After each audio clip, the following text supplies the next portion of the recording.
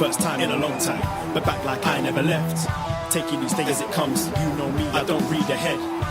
Watch me burn down everything, BDE on the TV set. When I'm in control on the road, you can never really know what's up next.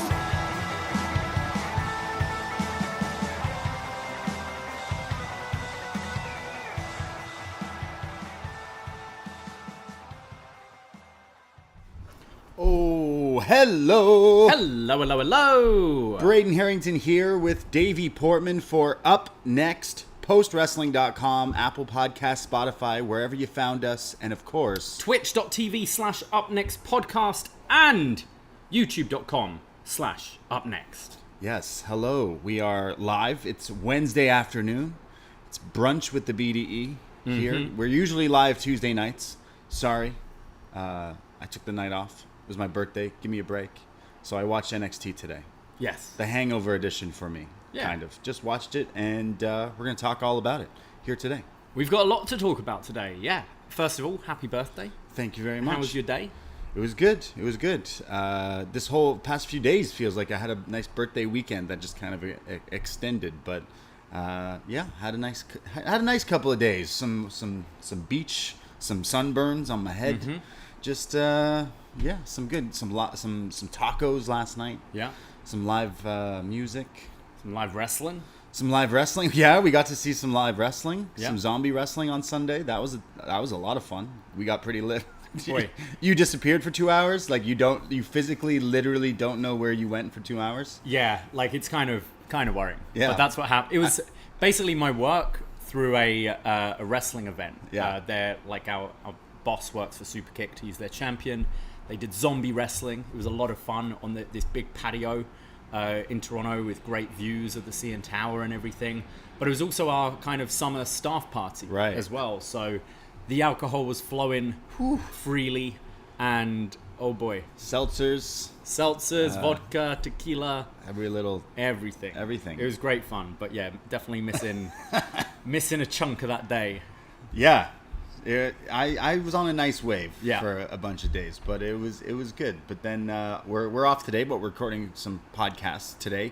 We're going to be going live again tonight after Dynamite, 10:15 p.m. Eastern Time. We'll put the podcast, of course, BD Elite out on this feed. But during the day later, we're recording a show for Patreon, My Up Yours, which is Goodfellas, which kind of ties into Tony D'Angelo's family in NXT. Ties into a lot, actually. We've just sadly lost Ray Liotta and Paulie in the movie, yeah. Mike movie. Scornio. Oh man, I'm butchering his name, but yeah.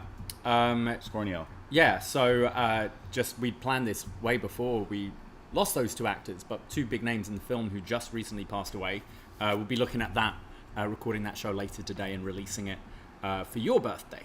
Yeah, so I'm super excited about that podcast. Go check it out if you aren't a patron. I mean, the new month is starting this August. You get all these podcasts that we've been doing. You may have seen also on this free feed, Best Match Ever, Shark Cage Match. We're celebrating Shark Week, so if you haven't listened to that show from last year, go check it out. I made that little freebie for you guys.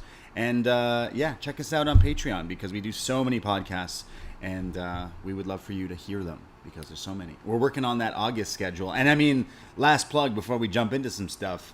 This upcoming Sunday, I mean, it's Saturday night is SummerSlam.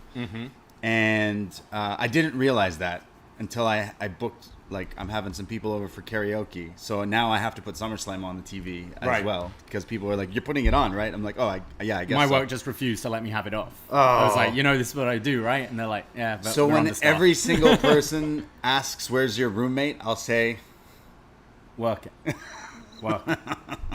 So yeah, we're going to be watching SummerSlam. But then on Sunday, we're going to be watching Ric Flair's last match, the pay-per-view. We're going to be doing a tailgate for all patrons. You are all invited, and we'll hang out. We'll watch this over Zoom.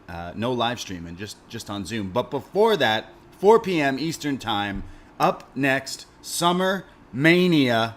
We've combined upNXT Summer and upNXT Mania, put them together. The BDE Championship is on the line. Fire Frank, who's been undefeated in WWE trivia. He is a machine. He has been reigning. He's been head of the table. Yeah, he has been for far too long. He's going Hollywood on us. Yeah, we'll know if he drops the title. But we don't. Nothing here is a work. It's all shoot. The trivia games, the hot sauce games, the rap games, all that stuff it's all shoot. We never, except those times we had cameos from Gangrel and What are you talking Trent's about? mom. No, they were legit. They were legit entrants in the Rumble. So John Cena Evil, who hosts Shot in the Dark, he won the upNXT Rumble all those months ago, and he's going up against his own friend now in real life. So these two are going to battle for the BD title. We've figured out that each of them get to pick a category for the other person or for them. They both play. Yeah, Okay. They both answer questions in each category. Fair enough. Yeah. So Ceno's asked for hip hop wrestling connection. Yeah. The rap and wrestling connection. So I'm going to have to write some trivia questions for that. Mm-hmm. And then what has Frank chosen? Frank still hasn't got back to us. Okay. The champ is slacking. All right. And I then think he's on the ropes already. wow. Yeah. So Ceno's gonna have the upper hand here. And then the third category is, if they get to it, is just General general mixed pro wrestling stuff. trivia questions that we will. But it have. could be a clean sweep, Yeah. I feel Cena will fare quite well in hip hop wrestling trivia. So Frank's gonna have to. I know Frank has some real deep knowledge, so Yeah. he's gonna have to come up with something real good for the champ to kind of stay alive here. But I have faith in Frank as well. He's been pretty impressive in his. He just knows everything. His Money in the Bank victory, his victory over me. Yeah, his victory over you, his performance in the Rumble. He's been pretty impressive over the years. But we've also got two other matches happening this Sunday. Anne-Marie taking on Chris Price. That's right. We have women in our divisions now. Intergender wrestling What? here. Intergender wrestling? What is this? GTA 6? In the battle of the WasNexperts, we are going to be asking them trivia questions for every WasNext we've covered. Well, not every episode, but the time period will be kind of 2012 till, where are we? Like October 2013. And see, because they've watched along with us every single episode of NXT. Yeah, if you don't know who what this means, is because we do a show called Was Next. We do retro NXT reviews, and these two are our Was Nexperts. They always write in feedback and they follow along. It's been our NXT kind of book club. I know a bunch of others go back and rewatch the episodes before we talk about it, but these are the Was Nexperts. They know everything about this era just because they've been watching and listening along. So this will be interesting. We had Anne-Marie try to throw him out of the Rumble, and he turned it around and threw her out. Yeah. So we were booking storylines all the way back then. So the Rumble usually always sets up your Mania. But wait, what's the third match? And then finally, Braden and I are fed up of not holding gold in this. This promotion. I mean, speak for yourself. I've won the title. Well, I'm still the rap champion. Still the rap champion. True. Yeah. And we've had some pretty dominant tag team champions. Yeah. In these upNXT games. That was until they threw it in the trash. Nate Milton took his ball and went home. Wow. Threw the title in the trash like a piece of garbage. Jeez. So Eric Marcotte has found a very unworthy replacement in. This can't be right. Does it say that there? Oh, That's boy. not correct. Wait. It can't be that guy. Brandon from New Jersey. So Wow. yeah. So wait a second. The titles are now vacated, but if Eric and Brandon win, they become champions. I think this is kind of like the Adrian Neville Bo Dallas situation. Where, Okay. like you're stepping in, so they're defending the titles Against me and you. Yeah. So the BD tag titles on the line. But what kind of match is this? 'Cause- And special guest referee. yeah. Rules still to be finalized, but special guest referee, Double J himself, our man Neil. Okay, so our man Neil's the ref. Yeah. In a game we don't know what it is. Yeah. Okay. Interesting. I've got some ideas. We just need to. We've been celebrating. We need to finalize a few things with the boys. So now we're facing Eric MMA Marcotte and Brandon from New Jersey.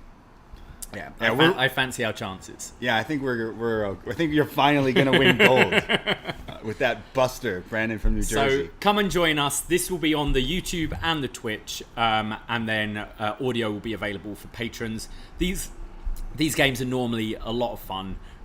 We try and get as much involvement with the live chat room as possible. I'm sure we'll be probably chatting a little bit about SummerSlam itself on this show and some other things as well, and just kind of hanging out. So up next, Summer Mania happening this Sunday at 4 p.m. Yeah, from 4 to 6, we will be streaming on Twitch and YouTube. So the audience participation, obviously, very welcomed. But then from 6 on, while we watch Ric Flair's last match pay-per-view, we'll be hanging out in a Zoom tailgate. So patrons, you are all invited. You are indeed. Can't And now, wait. before we go on to some other stuff, I want to... You've still got one thing left to come, because, Okay. time management isn't our thing That's at the right. BDE. Okay. But starting with, I've got a nice little birthday card for Oh, you. wow, okay. It says to Braden. Wow. It's you. It almost says Braden on it. What do you mean? You got better writing than me, so Yeah, I can't make it says fun of you. Braden. You can... You know it's for you. I hope it's a wrestling card. I'm pretty sure I've given you this card before, to be honest. Rufus the sock puppet says, nothing. He's a sock puppet. Happy birthday. Thank you. And then it says, I'm pretty sure I've given you this card. I've definitely bought that card before, and I'm trying to think who else I'd have bought a card for. Yeah, it has like googly eyes on it, but Yeah. kind of. Yeah, It's great. Good stuff. Yeah. And then, as I said, a couple more things to come. Oh, One more thing to come, but... okay. What do you mean something's coming? Oh, what's this? The Miracles Way Over There. Yeah. By Smokey Robinson. And Johnny Cash, Get Rhythm from Sun Records. Wow. Now, I know amazing. we don't have a vinyl player. Yeah. But saw these in Detroit. Yeah. I know you like Johnny Cash, so I bought that. And then I was do. like, Johnny Cash, Detroit doesn't really go together. Fair. So I thought I'd get you a Motown Nice. thing as well. Amazing. But I thought they just look cool. They as do, well. actually. They look like the old, for those not watching on the stream, they look like the original single pressings that like they would make, like Motown or Sun Records or whatever. But wow. Thank you very much. And then someone else should be arriving tomorrow. Oh, Yeah. thank you very much. Awesome. But I guess your main birthday present What's my and name? the big news item for today, Oh, Vince McMahon's retired. it was the best birthday gift I could have asked Anyone for could have asked for. as a wrestling fan. Actually, one of my best friends, Shane, his birthday is a day before mine. Right. And actually, it's Triple H's birthday today. Happy birthday, Happy Triple birthday, H. Trip. But my buddy, the day before, he is the biggest Triple H fan I know. Like, I'm talking, he never, during the reign of terror, he still loved Triple H. And he woke up to the news that Triple H was taking over WWE. He's like, what are the chances that it's on his birthday and my birthday now? But yeah, wow. Great birthday present for a wrestling fan. I mean, probably the biggest story in all of WWE of all time. I think so. I think so. I can't think of anything as big as this, like in the last, maybe, because wrestling got a lot of eyes on it because of the Chris Benoit The Benoit situation. thing for sure was huge. Yeah. And it's you can't really compare No. a guy murdering his whole No. family to a guy retiring, for sure. But from the wrestling landscape, yeah, this is equally as big, I'd say. It's crazy. And I think some good moves. I mean, we've been covering this story. I know I said a couple of weeks ago, I can't see anything really happening. I kind of felt it was going to blow over at some point. But then more and more news was coming out, and it seemed at the end it was inevitable. He had to pull himself from the company, and the changes already that have been made, like Steph, Nick Khan in charge, Triple H, head of talent relations and creative, is already a step in the right direction. Yeah. Are we going to see... It's going to take time, I think, before we see big changes. And obviously they're still kind of gearing towards SummerSlam, so I can't really see anything happening until after that. Yeah. But I think it's positive news. And it'll be interesting to see what kind of changes we're going to get. Yeah, I mean, it's the biggest story. This guy's been the head boss in charge of everything. If you've been to a wrestling show and he's come out, you've probably bowed to him. Like we've been following anything related around WWE. It's all tied to him. My whole life, I've been watching wrestling. It's because of him. He's done a lot of good for this industry and made wrestling exactly what it is. And it feels like it's in a little bit of a boom period again right now, just because there's so many different outlets and stuff. But I'd say he was the one who definitely, obviously, brought it to the forefront. Hulkamania and all that, like made this thing so big and powerful. And I'd say in the past, even more than 10 years, in the past like 20 years, I guess, as a fan watching, you kind of be like, oh, I wonder if Triple H is ever going to takeover. They did it that angle on Raw like how many years ago where he's like, you're not needed anymore, and then Vince does the fake cry and walks off, and then everyone's like, is this legit? Nah, No. he's just doing it for storyline. Well, like, why? Obviously, a lot of wrestling fans who are a lot more, I don't know, maybe not as nice as me and you would maybe say, I can't wait for Vince McMahon to die because wrestling's going to be great again. I think that's the thing, though, and I think that's such a like morbid thing to say, but I think we've all seen this character for all these years, and the guy is turning 77. I think that's the only way we saw him leaving this company is through death, and that's what like people close to him has said. Like Right. Bruce Pritchard on his show has already said like Vince will keep going like until he can't anymore. Can't do this anymore. And Well, he can't anymore because Vince screwed Screwed Vince, yeah. Right? Yeah, it's just so crazy. In the span of like a few hours. Well, in the span of a few weeks. I mean, the Wall Street Journal thing comes out, and a lot of people were like, okay, like, is this enough to crack Vince McMahon? The guy comes out on TV. He says, then, now, together, forever. And fuck him. And then fuck him, yeah, which is like, okay. And then as soon as the tweet came out saying I'm retiring, everyone assumed, okay, there must be more to this story coming out, or maybe they had to have done. This is the only possible way to continue, and clearly that's what happened. I'm sure we won't be seeing him in a role in WWE until they put him in the Hall of Fame or something like that in a few years. This year, next year. I mean, I think all of that it's got to be time. Yeah. You know, like you've got to wait for things to blow over, and maybe that is unfortunately something that might happen after he passes. Right. That he's inducted. I don't know. It's like you feel you can't have a Hall of Fame without Vince McMahon in it. Right. No matter what he's WWE. done. Yeah. Like he's the He is daddy the of WWE. this, right? Yeah. Like to use a Roman phrase, but like It's interesting. I mean, you could say he's like, all right, I'm done. I'm throwing in the towel. I'm leaving. I'm fine. Stephanie, Triple H, good luck. Take over. And that's how it looks. And then every time Triple H is in a meeting, he's got to go, yeah, that sounds good. Let's go with that. Hold on one sec. Okay, Vince, what do you think? yeah. Like, is he not just going to do that? Like, Well, he is he said in that thing to everyone, I'll be watching. Yeah, I'll be watching, meaning I'll tell you what to do. No, but like he has like no power with Yeah. that. Like sure, he's still a majority shareholder, but like he's not got anything to do with that anymore. Yeah, like family dinners. Is he going to be like, okay, Paul, I saw what you did on Raw, and I did not like that. You put a guy over? Who's this Johnny Gargano character you're pushing? I didn't see any interference in all 2 hours of Raw. What's going on? Too many people had two names on this show. What's with that?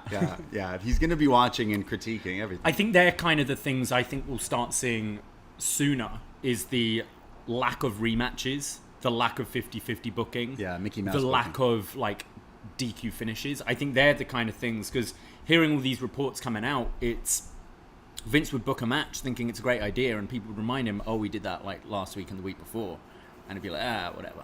So I think that kind of quality control, I would hope, is going to improve. I'm not going to say right away it's like suddenly snap your fingers and Johnny Gargano is beating Roman for the title and facing Ciampa at WrestleMania or whatever. Right. Not saying right away, but I think you are going to start slowly seeing like changes. And I think if we can start with, 50-50 booking, DQ finishes, Interference. rematches, that would improve it already. And what I found interesting is, I think it was Vic Joseph mentioned on NXT this week about Tommaso Ciampa's promo after Raw. So I went and looked it up. And I think that's something we've noticed when we kind of put Raw on in the background. It's Ciampa would be having a match and it would almost be as if the camera's not on him. He'd win a match somehow and then it would cut to The Miz or whatever. And it's almost trying to ignore that he's there. And did you see this promo at all? No. It was one of the online things. He was backstage with Miz and Maurice, and basically was like, the Miz was asked a question about Logan Paul, and Ciampa was like, I got this, and was basically saying, like, WWE is my home. This is a guy, the Miz, who got kicked out of the locker room years ago, but he kept fighting because he wanted this to be his home, and now you come in after like a cup of coffee and you think you deserve to be on these posters and everything, and he goes, you don't belong here, and all this. And it was, we know Ciampa's a fucking great promo, but this is something okay, granted this wasn't on TV, but the fact that they filmed it, they're saying it on NXT to go and check this out, already it's like, okay, Ciampa feels already more significant than he did a week ago, where they were like pretending he didn't even exist. Yeah. And even The Miz, after like he cut this promo, was like, it's pretty good. Pretty good. No matter what you say, you're not tricking me into watching The Miz and Raw. But yeah, I know what you're saying. Maybe that is. I mean, if you're anyone who was Triple H's like boy, meaning NXT, like, you know, he helped him kind of Papa Triple H, Papa H.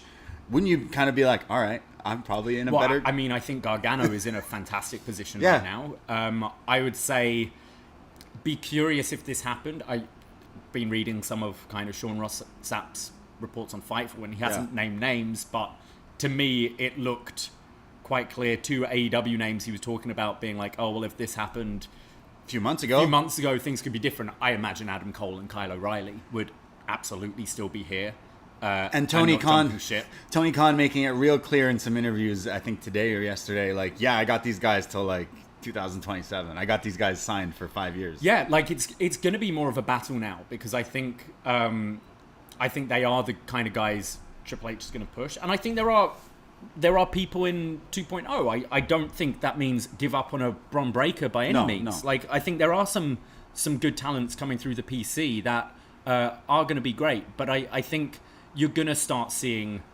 I think, your Ciampas maybe getting a bit more of a chance on the main roster, and it not being such a hang-up. I think maybe give guys a little bit more than the 2-week experiment and then pulling the plug on it right away. At least that's my hope, and I'm saying that because we've seen that over the years during Triple H's NXT. Yeah. We've seen these people rise through the ranks, and, you know, that was when NXT was network especially, and I'd still say more still with this 2.0, I still think they kind of focus on long-term storytelling. Whether storytelling's good or not, that's another thing, but I think they still focus on that a bit more than the main roster has. So yeah, I have kind of faith, but I'm not going to say it's going to make Raw watchable immediately. Yeah. But this time next year would be interesting. Like, if you were to put a Raw from a year from now compared to a Raw 2 weeks ago, would you see much of a difference? Yeah, look, I mean, the easy thing to say is like Triple H is going to take over. He's going to make it, you know, the way his vision, and he's going to be more modern and more current and be more kind of down to earth. He's going to push more of the smaller guys and different characters and take kind of more risks and stuff. But I feel like if we've been doing a show for covering NXT for so many years, and when he kind of was in his before AEW, he was like getting those alternative, like the fans who were sick of all that shit, like 5+7 years ago, whatever. And I feel like if given a chance like that, maybe he would be able to make it more modern. I'm not saying, you know, the Logan Pauls or these like celebrities that they're bringing in and thing is a bad idea. Personally, I hate it. I don't like it. But is that something they're just going to stop doing? No, they're going to continue doing it. It's World Wrestling. And they've been doing that since WrestleMania 1. Yeah, you know? Exactly. They're always bringing in names and things like that to bring publicity. But when it comes to like actually making it kind of a wrestling show again and making it, you know, like you said, the stories matter, the matches matter, every outcome matters and things like that, I think it will go in that direction just because that's what he's kind of been doing. We've watched the success of Triple H leading like a product that was pretty good. I know not everyone watched NXT in kind of that heyday and stuff, but a lot of the stuff he did was good. And I think he does still have like this like passion as almost like as someone who's had such a crazy career in this industry, but he's still like a fan. He still like understands. I think as well, because with the obviously people will bring up marrying Stephanie McMahon as a big part of it. Of course. But you hear like right from day one, Triple H was someone who was like asking to be in meetings, asking to go through his character and stuff like that. And from these reports that like he wants that open door with talent and people to have more say in what they're doing or give more input. I think you could see getting away from more of the characters, as in you're a Viking, you're like think NXT in its heyday, like it was just people were who they were, like Kevin Owens, Nakamura, as soon as Nakamura goes to main roster, he's an artist. The artist Shinsuke Nakamura. Right. I think you're going to see less of that and see more of people just being them. And then, because that's what Triple H is. Triple H was never, I mean, you go back to the Hunter Hearst Helmsley stuff, sure. But main Triple H is just a guy amped up to 11. He likes Motorhead. Yeah. Yeah. But he's not like he's not literally a game, is he? He's not Jumanji like Triple H. Yeah, as someone who's watched wrestling for a long time, I have not had interest in a Raw or SmackDown at like a long time. It's got to be 5 years where I have not given a shit. Of course, there's like pay-per-views and matches and stuff like that, but there's no real connection I've found for myself. So someone who just turned 31, I find much more connected to like an AEW because I feel like that's just what they're gearing towards. Where WWE, maybe they're still going for that kids or family, or I don't know what it is. Like, it feels like a whole lot of things that obviously works for them in ratings and stuff like that. But I feel now, if you were to, like you said, in a year from now, will there be like differences in 6 months? Will you start to see like a change, different characters, the way people are presented and stuff like that? Something I liked when I watched NXT, the first episode of NXT on USA Network, when they moved and we started a Patreon and all that stuff. But the first thing you saw on that episode on USA of NXT was Io Shirai. And I was like, man, that's a huge thing. And I feel like, obviously, I just want to see Io Shirai on the main roster. That's another person right there. Triple H is going to go, no. We need to keep her, make her star right now. We'll be over as fuck. But like, I'm used to seeing like how they kind of treat a lot of wrestlers. I was going to say characters. They are characters, and I feel like going forward, maybe that will start to change. Maybe you will start to see more focus on that. Maybe right now Sasha Banks is like, oh, actually, now I'm coming back because that was the problem. Yeah, you know what I mean? Like, I think you'll see that with a lot. I wouldn't be surprised seeing some of those releases coming back in. Yeah. I can't say I'm the biggest Bray Wyatt fan in the world, but it wouldn't surprise me to see Bray Wyatt showing up again. Sure. As you mentioned, Sasha, Naomi, perhaps. Yeah. Don't know what the deal is there. Like, still, no one else has really reported that they're gone apart from Raj Giri. But yeah, it's gonna be better, and I think talent are gonna like already seem happier from reports that are out there and things. It's just like, again, nothing could change and it could be the same thing, but like now as a fan, it's like a new chapter, a new slate, like when you look, if you're a new wrestling fan, you got into it, the different eras, right? The Attitude Era, the 80s, the early 90s that we didn't really know what was going on, all that stuff, Ruthless Aggression, the live era, reality area, whatever. It's like, this is a new one right here, and it hopefully starts. And I think just the fact that like Triple H is someone who knows what's going on in the world. Like Vince, I don't think watches TV or movies or stuff. Like, so there's so much that he's just kind of like out of touch with. Whereas I think Triple H should hopefully have. I mean, we've seen it with NXT when it was at its highest. And they announced today that WrestleMania 40 is going to be in Philly. That's not too far from here. That would be like something where I'd hope would get me back to going to WrestleMania. Sure. Philly, we got a lot of friends kind of in that area, and it could be a completely different product by then from what we're used to. Exactly. Gargano Ciampa in Philly. Hell in a Cell. Finally. Finally getting that Hell in a Cell. We're finally getting that Hell in a Cell. Oh, man. I mean, Triple H gets one time to book a Mania again. That'll be his main event. Yeah. Just Ciampa Gargano again. There's a lot of things that you can like say that Triple H will go into his ways. But I mean, a lot of those guys, he gave all these guys his secrets. How to look at the hard cam. How to, work the entrance and stuff and do all these things. And now they're off doing it for Warner. So it's like, in a few years, you could see a lot of these people jump back over. Oh, I think so. Forbidden Door, WWE, AEW, let's go. Book it. I mean, you could. I mean, we've known, like, Triple H has tried in the past to do stuff with, like, New Japan and things. That would be interesting.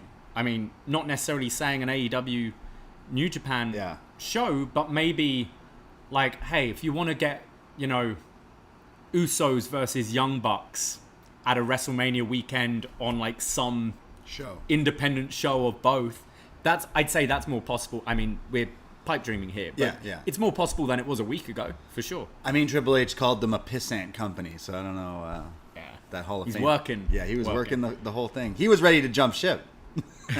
And then Vince jumped ship first, so now he just gets a hold of the ship. All right, okay. So Stephanie, Triple H, Jeff Jarrett are all running this shit. This is TNA, WWE from like 2000. It's bizarre. Yeah, It's so weird.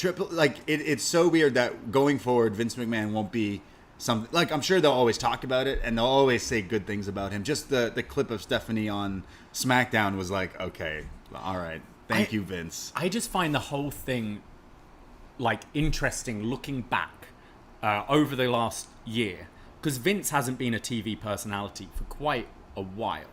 Like he'd do the way he was, yeah, he'd do the odd appearance here and there, and then you go to like November Survivor Series, he brings out this fucking egg, right? That was some of the worst shit I've ever seen. And suddenly he's back on TV. He's doing this stuff with Theory. You've got Shane leaves in January. You've got Vince having the Pat McAfee interview when he hasn't done an interview for years. You have Vince having a match at WrestleMania. Vince taking a stunner from Stone Cold Steve Austin. He knew, bro. At WrestleMania. He knew he was out. You then have like Triple H kind of removed from NXT. Well, obviously the health issues and stuff. Stephanie steps down. These reports come out. It's like, it feels like he kind of knew the writing might be on the wall, and it's like one last hurrah. Yeah. Better take a stunner one more time. Exactly. As shit as I can. The most famous stunner ever now, probably. So, yeah. He knew. Something, he had to be tipped off.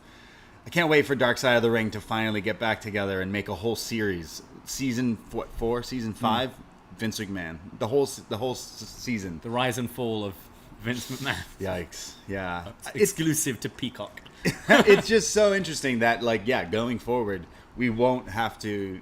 Again, unless he's literally telling stuff over the walkie-talkie, over the phone, via text, via Slack. Hey, I didn't like what you did with Theory this week. Can you make sure he's... But, I mean, only out of, like, respect to him, they can be like, okay, cool. Yeah, Theory should be champ. Get a hobby. Get a hobby. Dave Meltzer and John Pollock did an amazing show. Go on their YouTube, post-wrestling, but... Dave Meltzer just told Vince McMahon to get a hobby. I mean, that guy's been covering Vince McMahon forever.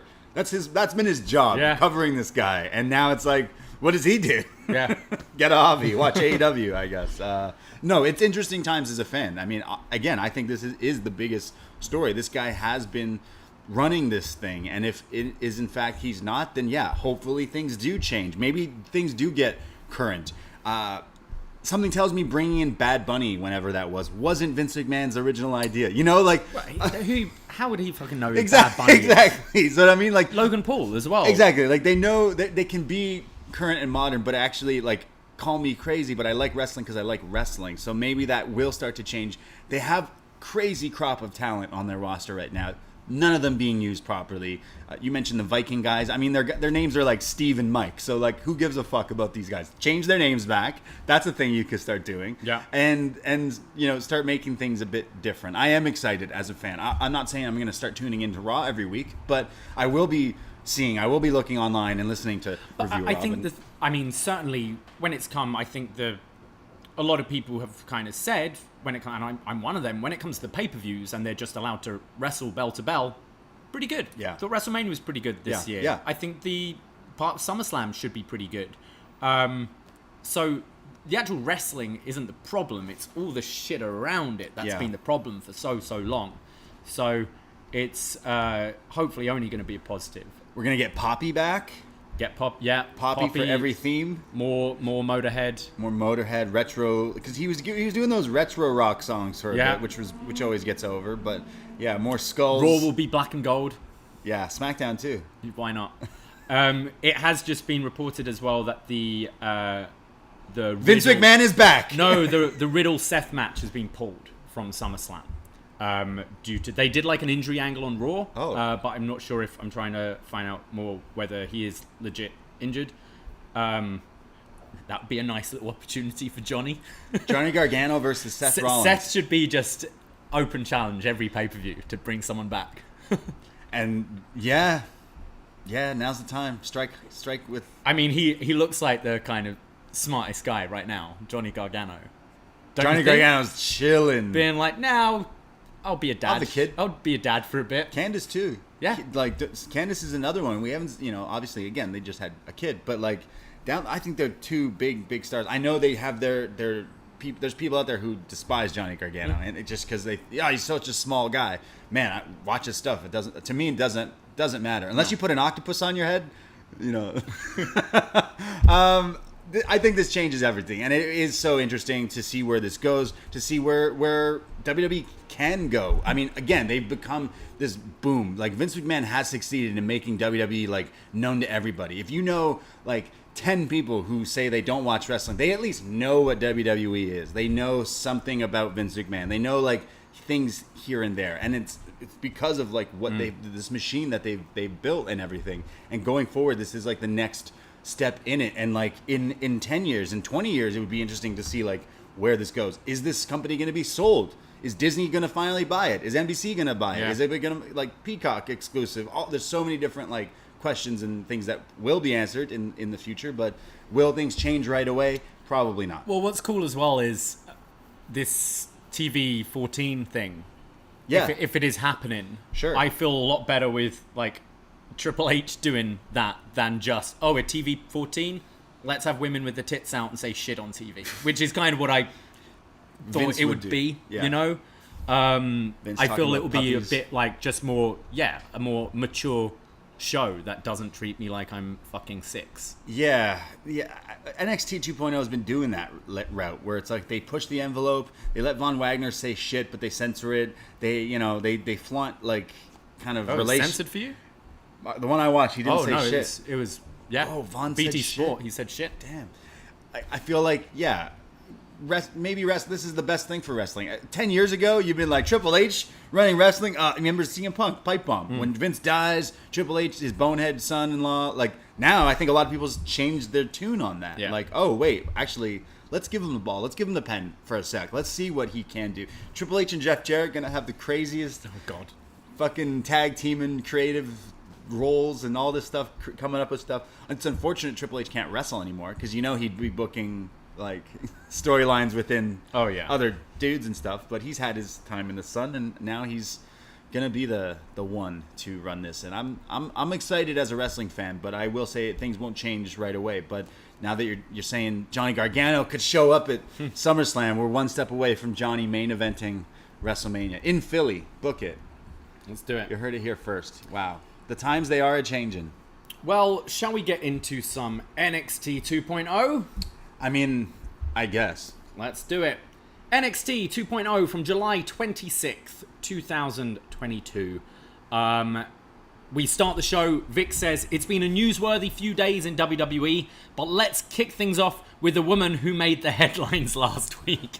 Said absolutely no one. So, apparently it goes like Vince McMahon and then Zoe Stark. Yeah. The Zoe Stark news. Who? She comes out, says it feels so good to be back in this ring. I've had a lot of insecurities about coming back. Will they remember who I am? I've been living in that trainer's room and busting my ass, and I'm back 4 months ahead of schedule.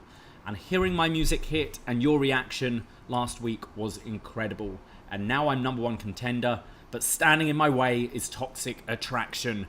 The ones who took me out and almost took my career away from me. Well, I'm going to take that NXT championship from Mandy Rose. This is where we see Cora Jade, who's on the perch, all in black. She's a baddie now. She says, I'm so happy you're back, said no one ever.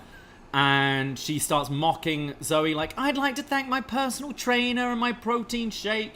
And Zoe just cuts her off and says, last time I saw you, I threw your scrawny ass over the top rope.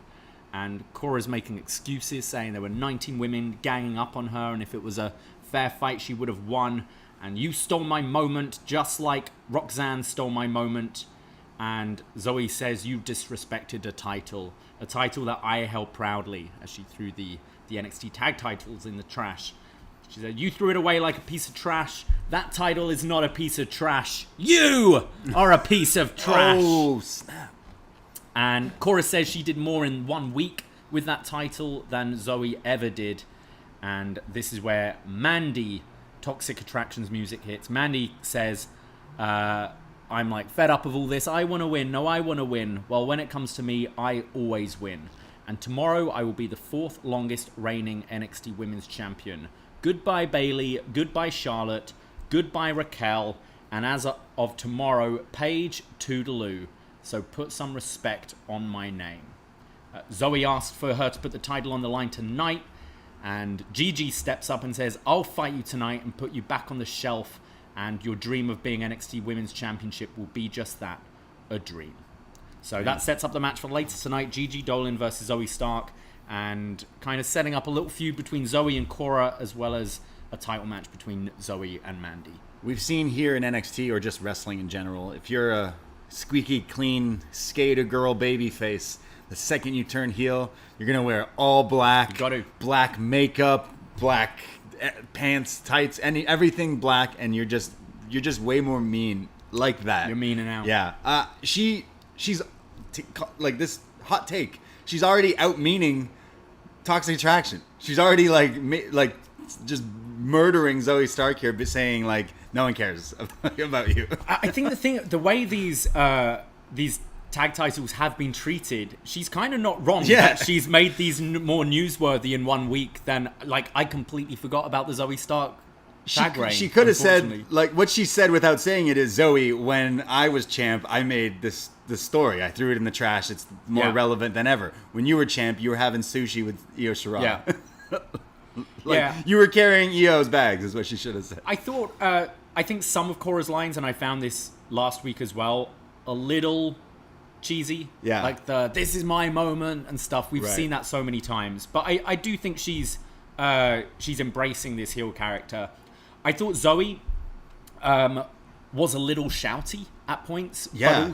But I still think probably the most personality we've seen out of her. And she did seem like genuinely like happy to be back. And, and the crowd gave her a good reaction. But just, got a little, Dolph Ziggler screaming. She was screaming, point. yeah, she was, yeah. And I actually thought Mandy sounded good here. I kind of liked her composure, and I liked the lines going through all the past champions that she's now. She's gonna beat Paige's She's gonna beat Paige. Whoa, wild. But this set up a lot here. I didn't mind this as an opening. We didn't get Cora Jade with her new manager, General Zod. Who's her manager now? Did you see this? She did a house show. They did some loops. General Zod. What's the guy's name? Is it Commander Aziz? Commander Aziz. Kneel to Aziz. Apparently he's been walking out to the ring at the house shows. So there you go. She's got a manager coming soon. All right. I bet we see him on TV soon. Maybe. I don't know why. Has just a weird moment backstage with Apollo where you're like, don't I know you? Want to jam? Want to play some drums? I mean, I would say it's kind of like what AJ Lee and Biggie Langston kind of vibe, maybe. Yeah, I guess so. I guess in a weird way. Cool. To be honest, there's not much more that dude can do than just be muscle. That's why I'm not that excited. I wish it was someone else. But it's like you don't need to see him wrestle. Yeah, just be 7 foot tall and scary. Sure. And especially with Cora, who's tiny. But it's like he's not going to beat up the women attacking her. So it's kind of like... it's new era now. New era. Intergender attacks are allowed. Roxanne Perez versus Commander Aziz. Book it. Zoe Stark. Heat wave. We'll talk about that in a bit. We go backstage to Grayson Waller, who's talking directly to the camera. It's almost like Aaron Sorkin-esque, like walking down the corridor as the camera's on him. Yeah. He says, "Hey, idiot," talking to me. "Stop sitting on your phone waiting for your hoe to call you back." Yep, talking to me. He did say hoe, right? He said hoe. Okay, the new era of PG-14 is officially on because I rewound it to make sure I heard correctly. That's what we call each other when we're not, on TV. But he said, "You're waiting for your hoe to call you back." I was like, "Oh, okay, all right, interesting." And he goes, "Well, sit on your fat ass and watch me straight up embarrass Wesley, just like you embarrass yourself every time you look in the mirror." Jeez. I think Waller is like genuinely very unlikable, which is you don't say a good trait to have. Like I get like the like Logan Paul unlikability. Like, I can't imagine this guy as a babyface at all. But he does need cooler lines. Because his lines are often like, you're ugly, you're stupid. Yeah. It's like, okay, you got to be a bit better than that. But he does have a face you want to punch. So I think that's a good thing going for him. It's the best trait he's got, his punchable face. Yeah, I mean, you need bad guys, but just he needs to work on his promos. I'm always just like, yeah, you sound like a dick, you look like a dick, but just, hey, idiot. Yeah.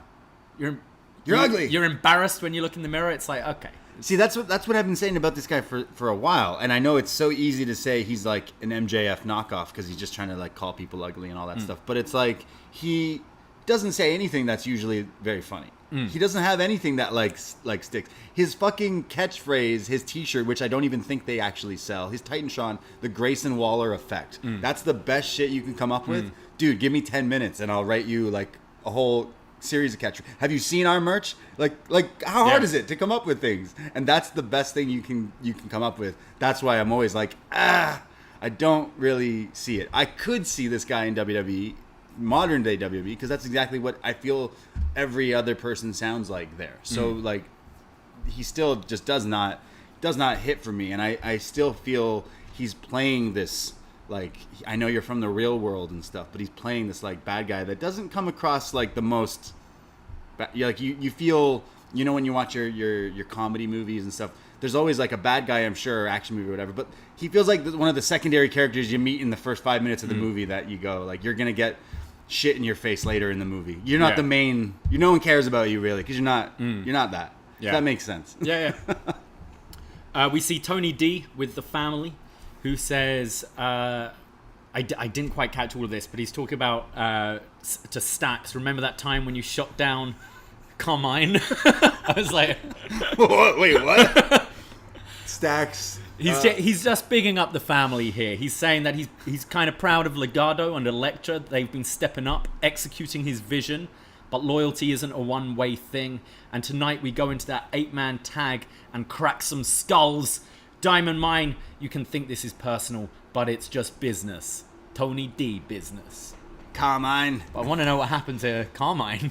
Listen to our Goodfellas review coming out this week on our Patreon, because we'll learn about how Stax got his name Stax. Yeah. So who do you think is who in, like, who's Joe Pesci out of the family here? I don't know. Was it Two Dimes? Is that why he's gone? He was just too hot? He was just too hot, yeah. Yeah, maybe. No, I'd say Two Dimes was more Ray Liotta's character. Okay. Okay. In the end, it was the... Yeah, maybe that. I'm trying to think. Tony must be De Niro. Yeah. Tony D'Angelo is Jimmy in Goodfellas. Yeah.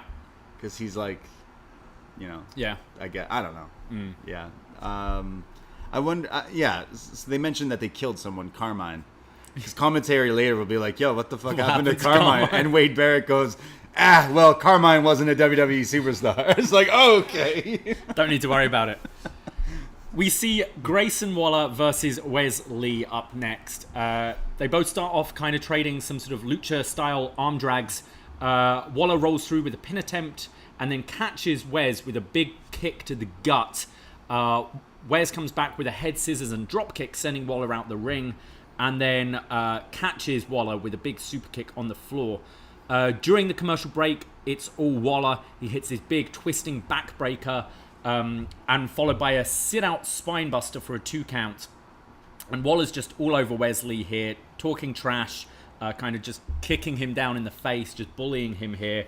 Wes starts to fire back up and fights back with some chops and jabs, hits a big bulldog, and is now just like punching down on Wes, and commentary bring up that he's got to be careful because he could be DQ'd here. Waller then strings him up on the ropes, but Lee comes back with a tope suicida. Wes then climbs up the top rope, but Waller pushes him off to the floor.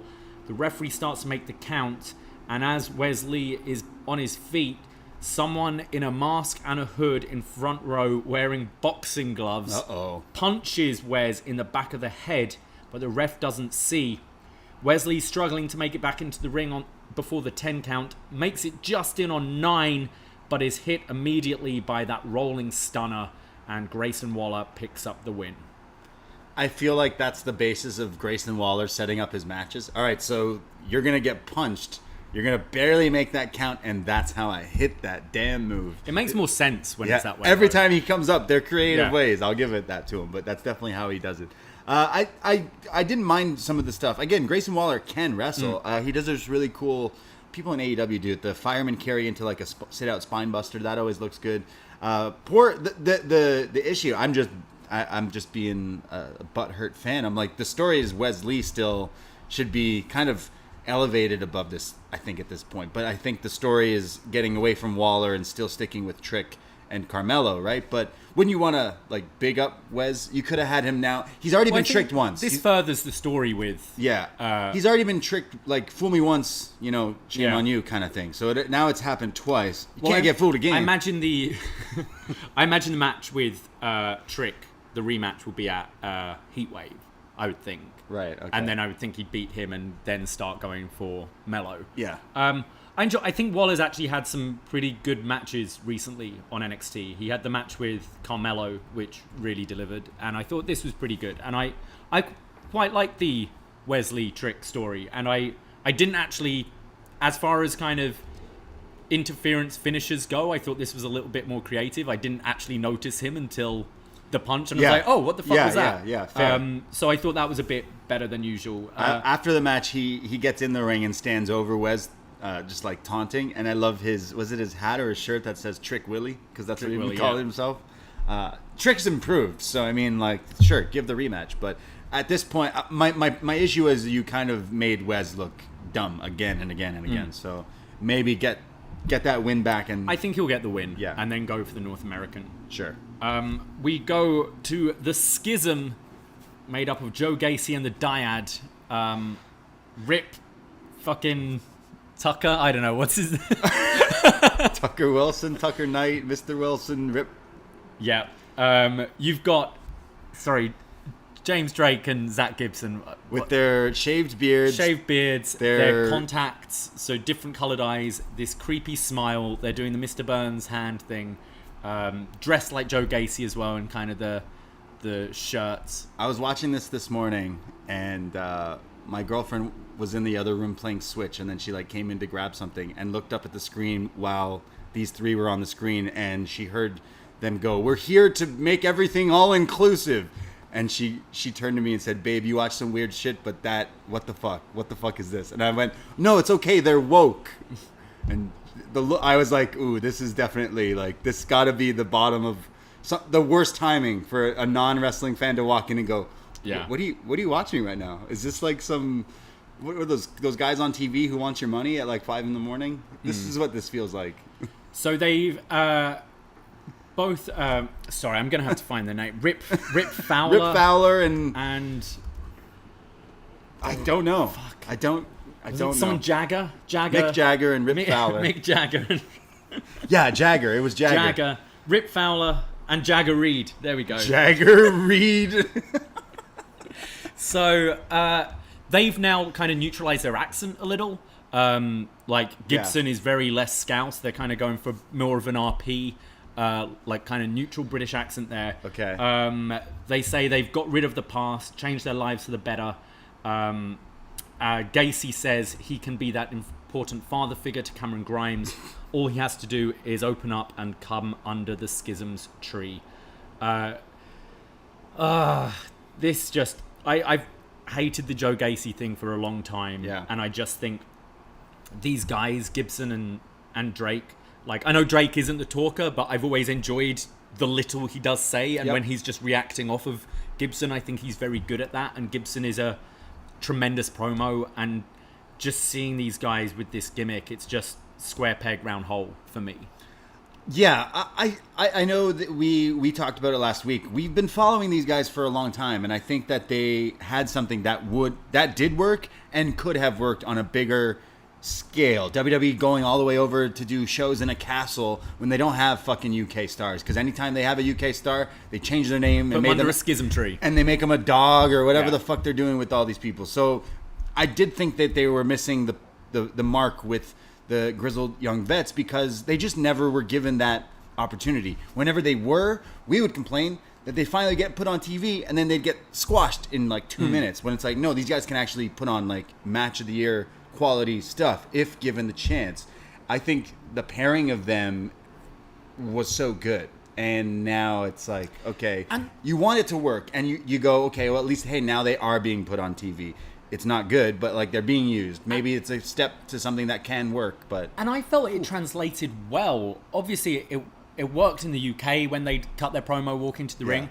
It worked in NXT when they were doing it. And I think I could have seen them on Raw in exactly the old gimmick, walking down the ramp, talking shit to their opponents. America sucks. We're British. Yeah. You guys suck. Soon to be new tag champs. Dude. Yeah. It's I think the old gimmick would have worked perfectly, and they've already outstayed their welcome in NXT. Yeah. These guys know how to do TV. They're better wrestling. wrestlers than a lot of these people. Yeah, they know how to wrestle. They know how to wrestle for TV. They know how to cut a promo. Yeah. They're a cohesive team. They just looked ridiculous, and they looked like I know they looked like they were playing a part. Yeah. At least Gacy somewhat owns it, but just their smiles. They're making right them away, do I was like, they make them do the Gacy hand pose behind him when he does it. So they're like a cult, like they're all doing the same gestures and things. It's just so hokey, it's so campy. Like, have we not moved away from this? Yeah. And I know maybe they're going back to him being more, because he does mention like we want an inclusive thing. He's like Charles Mansoning in this a little bit. Like, I'm in charge of these guys. They're my boys now or whatever. And they're trying to recruit Grimes to this cult. It's a whole. I will say, thing. at least it's similar to Axiom with the mask. If they ever want to get away from Axiom and just have him a kid again or whatever, it's easy to repackage because you're in a mask. All you need is these guys to actually see the light and break out I've been in this cult this whole time. Take the lenses out and wear their scarves they're again. Drake and Gibson again. Yeah. Soon to be recognized. Yeah, I did see them being an act that got over just simply because the wrestling was there. Anytime we've watched them, they were always really good. And Gibson is a good talker. In today's world, when I watch way too many people who aren't good talkers, why aren't we having the good talkers talk? Yeah. So just find it odd. Like, I'm pretty sure I like Gibson's promos way more than anything Gacy's done. Yeah. Oh, So, me too. like, And it's one of those bizarre things in, like, something Heyman was always great at is, accentuate strengths and hide weaknesses. Fair. If a guy can talk, have him talk. If a guy can wrestle but can't talk, you get him a mouthpiece and you have him wrestle. Yeah. Like, it shouldn't be that hard. it's really weird. But And these guys can do both. just the visual of all three of them, I just laughed at. I'm like, who out here is watching this going, wow, this is it, guys. This is it. This is the next big thing in wrestling with these three right here. No. And it's to it's to give Cameron Grimes another story, who is a guy who's had every story he's needed to have at this point. Away. Go to go to SmackDown, go to Raw. Maybe Triple H will bring him up. Yeah. We go to Ariana Grace, who's backstage with the lower card female talent. Yeah, the ones I can't really remember their names, but we've seen in tournaments and stuff. And she's watching on an iPad her special moment last week when she made an elimination and then started posing on the apron before Indy Hartwell ruined it. And she basically says Indy's gear looks like shit as well. And uncalled for, but funny. Indy comes in and says, look, there are no timeouts in wrestling. Like, if I'd have been posing on the apron, you would have done the same to me, which it's true. Like, I hate posing on aprons during Battle Royals. She goes, this isn't basketball or a beauty pageant. And Indy leaves and Ariana's like, ew, I don't like that negative energy. It feels like Ariana Grace's character is Tiffany Stratton light. Yeah, unfortunately, because you know what, coming through a little bit, I'm like, okay, I see something here with it's Santino's daughter. I'm like, okay, I could see something. You're comfortable on camera, but you're already leaning towards Tiffany's thing. So they're pushing because she is a legit beauty pageant, right? They're pushing that, but it's too much in the bitchy mean girls thing, which is Tiffany's thing, and Tiffany's been doing it great. You could almost have them like kind of like the BFFs back in the day. Have them together. You could have just had them together. Having the random women who are sometimes with the baby faces going like, oh yeah, that sucked, and now she's the bitchy girls. It's just, I don't know. I thought I didn't think the acting here from either Indy or Ariana was Indy's just great. floating here, so She's regressed, Yeah. unfortunately. We go to our next match, Apollo Crews versus Zion Quinn. This has been set up over the last few weeks. Zion attacking Crews, costing him his match against Giovanni Vinci. And I noticed at the beginning of the match, the bell rings and Zion kind of turns away from Apollo, kind of offering his back, which seemed a bit dumb because he then gets drop kicked in the face when he turns around. Quinn starts stomping down on Crews, hits a neck breaker and a kip up. Quinn then applies the money clip. Apollo fires back with a forearm, starts running the ropes and runs into the crossed arms of Zion, which doesn't look as... When it's against like someone smaller, like a Wesley, it kind of works. Yeah. But when it's against Crews, it's like, I don't think it would knock you down. who used to do this? Ahmed Johnson? Yeah, I think so. Yeah, it's a good spot. Like, I'm surprised You're it running took the him ropes this and long. you just make yourself a wall. Yeah, I'm surprised no one's really done this in quite a long time. Except he's envisioning it. Zion Quinn's envisioning it at a WrestleMania, and he just stopped The Rock. Yeah. Every time he's doing it, and it's I just knocked this guy down. It doesn't look because Ahmed does the thing, and then he does no, it's Yeah. over. I love that pose, but yeah, maybe this guy's still finding things out. Crews hits a series of clotheslines and a really beautiful kip up here, actually, Yeah. like a snappy one. Quinn hits this spinning kind of Death Valley driver sort of thing we've seen him do a couple of times for a 2 count. Crews comes back with a backstabber and then just a huge one-handed spine buster, picking up the win here. Not using his toss powerbomb, but the spine buster. He's still figuring a name out for it, so he didn't want to use it. Yeah. all these years. No, a pretty quick match. Yeah. Which I was kind of happy for. Zion didn't necessarily look bad, but it helped this whatever story they're doing with Apollo being back in NXT. Get the easy win and go move on from this, I think. Yeah, I think this was maybe one of Quinn's better matches. Yeah. I think we've often just seen him against smaller guys, so it was interesting seeing him against someone a bit bigger. Obviously, Apollo Crews knows what he's doing. I think Quinn still has quite a long way to go. His facials are a little off-putting for me. It's playing wrestler a little bit with his poses and kind of. I mean, he's very after the match, he's looking like he's gonna cry. He's very play wrestler. He needs to. The character isn't quite working for me. I know it's heel logic, but like I'm the star and everything, and this guy just loses all the time. So I don't know. They need to do something, or he'll just be a bit of a joke. Yeah, and a guy. He's like he's like Tino Sabatelli, the new version of that. Sure. Yeah. We get Toxic Attraction interviewed, and they bring up that in 3 weeks NXT Heatwave is going to happen, and it will be Mandy against Zoe Stark.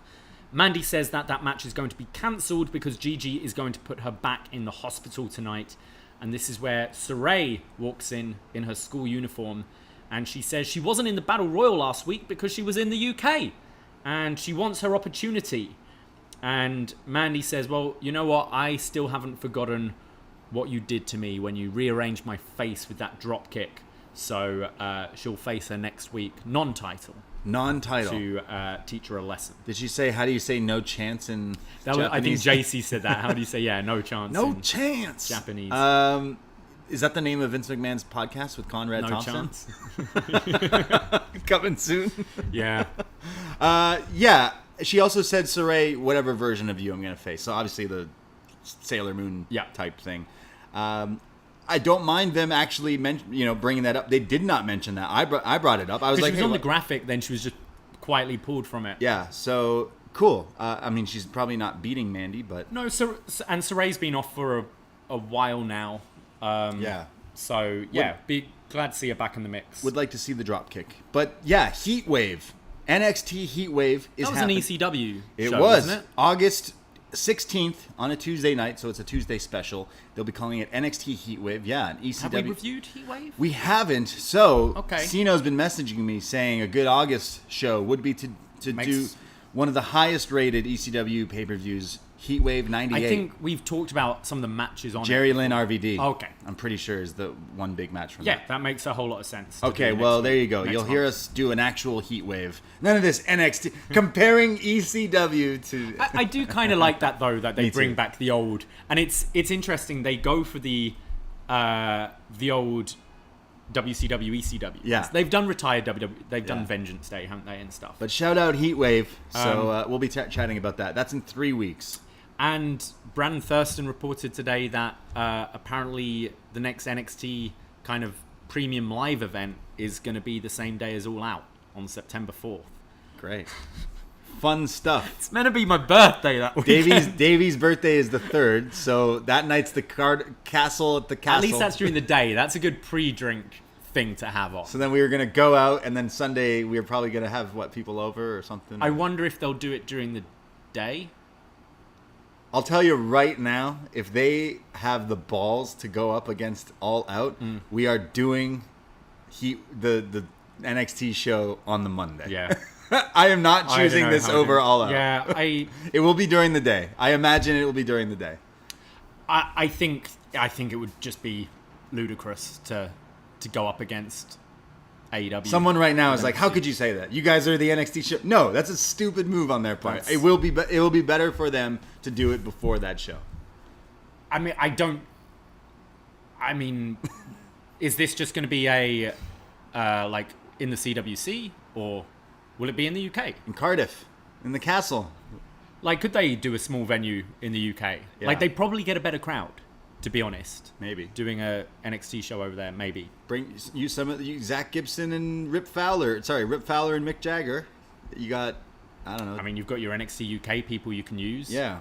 And then you can put it in the afternoon, and it would be better for me. It just sounds better. If people are watching the Castle show on the Saturday during the day, All Out at night, I mean, it would be pretty crazy to go. We've already seen TK beat NXT before.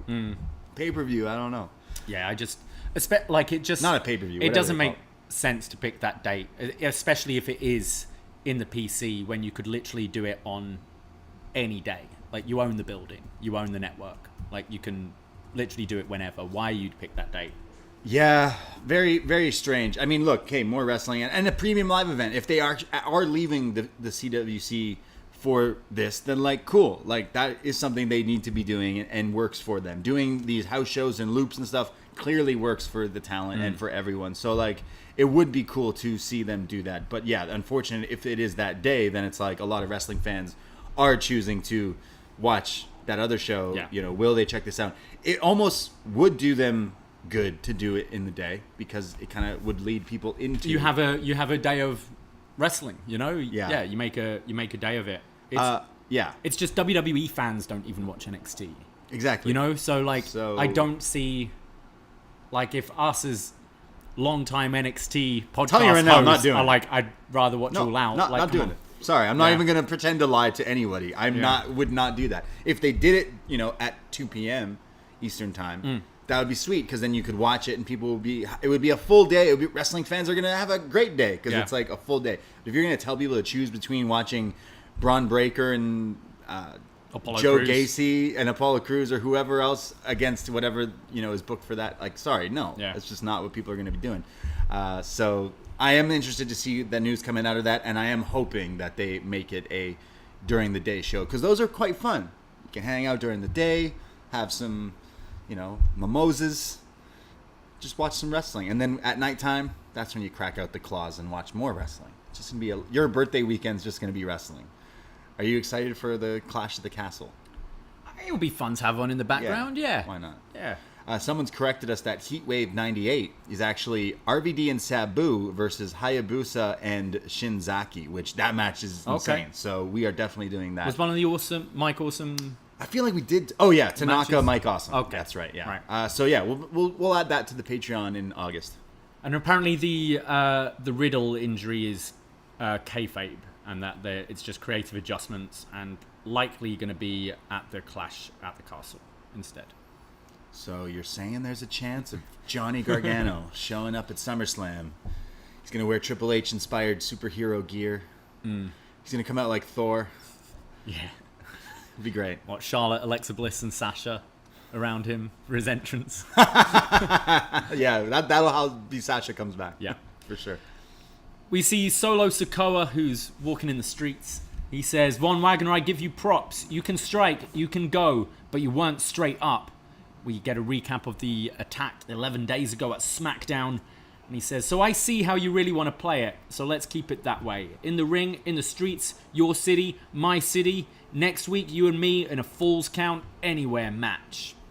Kind of where we thought this was going, some sort of street fight, Falls Count Anywhere. Street fight tonight. So this is... They're not going to have this on SmackDown. No, this is next week. But it could be, he said my city or your city, so I don't know. Are they going to be traveling around for this one? Could. Where's Von Wagner from?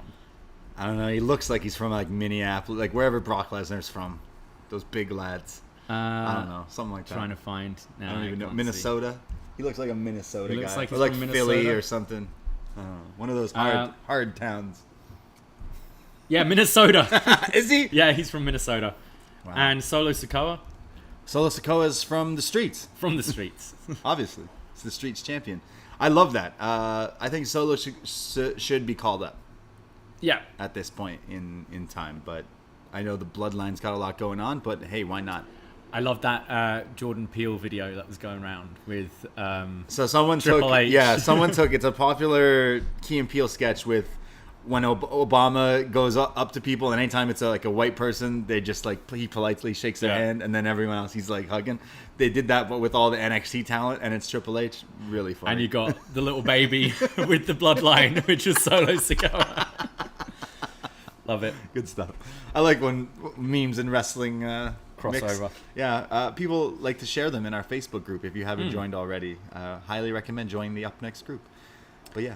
Next up, we have Zoe Stark in her first singles match back, taking on Gigi Dolan.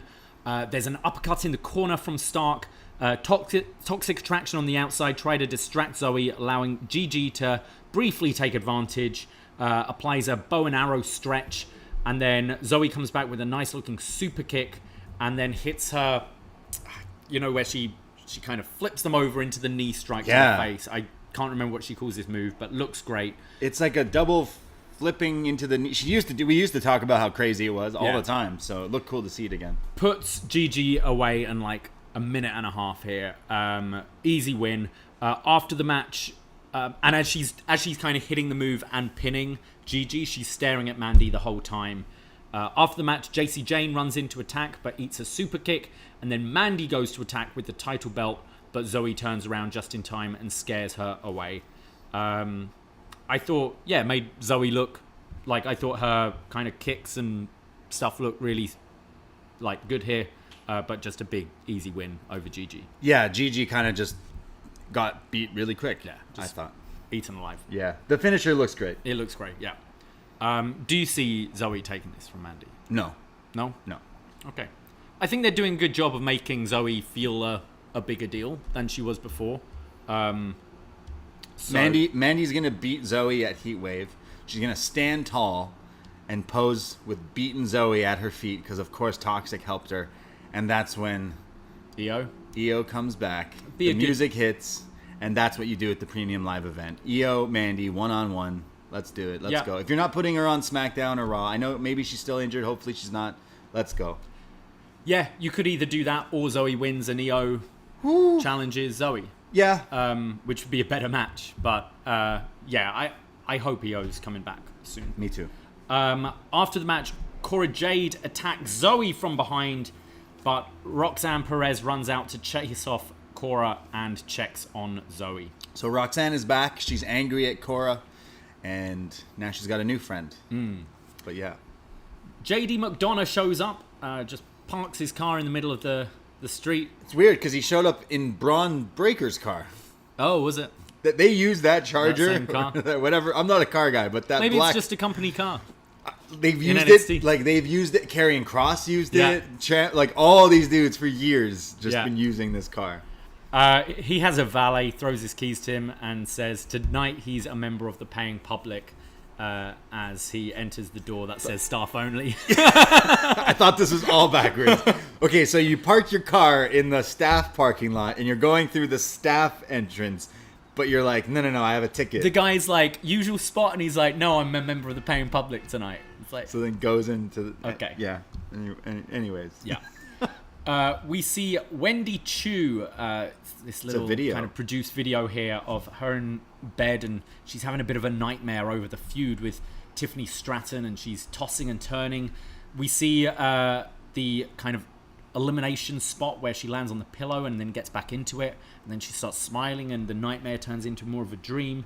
And then as she's in bed, her pillow rolls off the bed. She's still smiling, but then she remembers getting hit by the flask and starts to get angry. Her alarm gets up and she wakes up. She gets out of bed. She stubs her toe at the end of the bed, and it's like, fuck. Yeah. It's getting all angry. She goes to drink from a smoothie, which has been there all night. It's going to be warm and gross. It's going to be like warm and bubbly and floaty. But that's ended, so she's pissed at that. And then she's looking in the mirror. She says, I got out of the wrong side of bed, all because of Tiffany. Listen, Stratton, the next time you see me, it won't be so pretty. It'll be lights out for you. And she turns the lights off. Yeah. Teasing maybe a kind of alter ego, a gimmick change. Mei Ying? I don't know. I thought they were doing it. Look, they teased it with the throne a few weeks ago, but this time I thought like the nightmare side of her, when it showed like that I was like, okay, so she gets out of bed and then walks over to like the throne, or I don't know. I kind of, if they did a updated Mei Ying, like the attire, have it a bit more like wrestler friendly, sure, and do more of the wrestling that we've seen she can do. I wouldn't mind her having. She can't just do this onesie thing the whole time. The two faces of Chu. I think this is a character that should have like another side to her. But it could just be her more in like, you know, wrestling attire and hair up, and she's ready to fight. I don't know. Right. But I think this could be a good thing. Yeah. Because I don't like this character. Yeah, like it's a character that could work, but every time you see it, you just kind of go, okay, like it definitely feels like it's aimed towards kids, obviously, but I feel like they don't want to try to just be Orange Cassidy, so they go more into like the sleepy thing, and then they put themselves in a hole when they go that route. So it's like they do have to find where it can and cannot work. I just don't, and I know I've said this before, I don't get why you've got a character like this, which is so childish, on a show where Von Wagner's saying shit. You've got like deliberate camera shots focusing on Mandy Rose. Yeah. And you got masturbation jokes with Brooks and Jensen. Yeah, so what are we airing this for? So it's like, who's watching this? Yeah, who are we trying to aim for? Because if you try to aim for kids, if I was watching this with my like 8-year-old kid, let's say, there'd be parts of this show where I'd be like, I don't really want you watching that. Yeah. But then other parts I'm like, oh well, you can enjoy Wendy Chu for 3 minutes. Yeah. So I hope this means a bit of a evolution. I did like their last match. I thought it was pretty great. Me too. So hey, book it again. Make it a gimmick match. Like it was really fun. Make it a more last man standing. Whatever. It sounds like it might have a gimmick attached to it. Fight pit. We haven't seen one in a while. Haven't seen one for a while. It'll be all right. That would be good. Well, maybe it's a lights out match because she said lights out. Yep. So like unsanctioned. Trying to think, because we've seen Tiffany use the nails. We've seen her use that mug. Oh yeah, because wasn't the last one a regular match, but it started before the bell they were brought. So now, so you can do. Yeah, they're doing what Vaughn and Vaughn and Solo. Yeah, we see JD McDonough, who's now in the crowd, sat with the NXT audience. He got his ticket for free if you go to www.com. Yeah, paying audience. Paying audience. No one pays to go to NXT. He said, I wanted to apologize because I never really introduced myself. And turns to this guy who's sat eating popcorn and he goes, you like popcorn, huh? Do you know how many Americans die per year from eating popcorn? One wrong breath and it can get stuck in your trachea. And then he goes over and goes, I need to introduce myself to some NXT employees. Goes to the timekeeper. And he says, this guy rings the bell and ends what torture is going on in the ring. So wait a second. He says, do you know how many Americans die a year eating popcorn? And then doesn't tell us? Yeah. All right. Well, thankfully, there's a website called Google that tells me it's roughly estimated that 170 to 200 people die per year in America choking on popcorn, making it the top 5 most dangerous snack. Damn. I want to know what the other 4 are, but we got to finish this JD McDonough promo. Yeah. Yeah, that's pretty bad. He starts talking about the hammer they use. It's like a little hammer for the ring bell, but he goes, Do you know what kind of damage a hammer like this can do to a human hand? Well, I do. It doesn't take much pressure to pop a finger off. Ooh.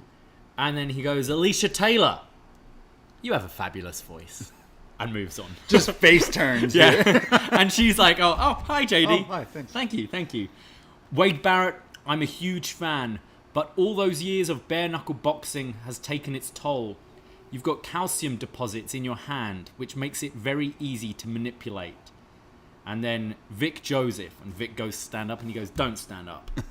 I heard what you said about my family last week. What did he say about his family? I don't know what he said about his family. Jeez. And I didn't like it. You're tall and slim. You probably have a very soft bone structure. I bet you broke a lot of bones as a kid, didn't you?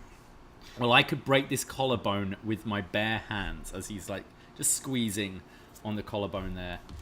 And then he calls out Bron. It's like, Bron, let me tell you how shit your body is as well. Come on down. So, before we get to the Bron bit, what do you think of this, like, JD McDonough, his dissecting of the human body thing he's got going on?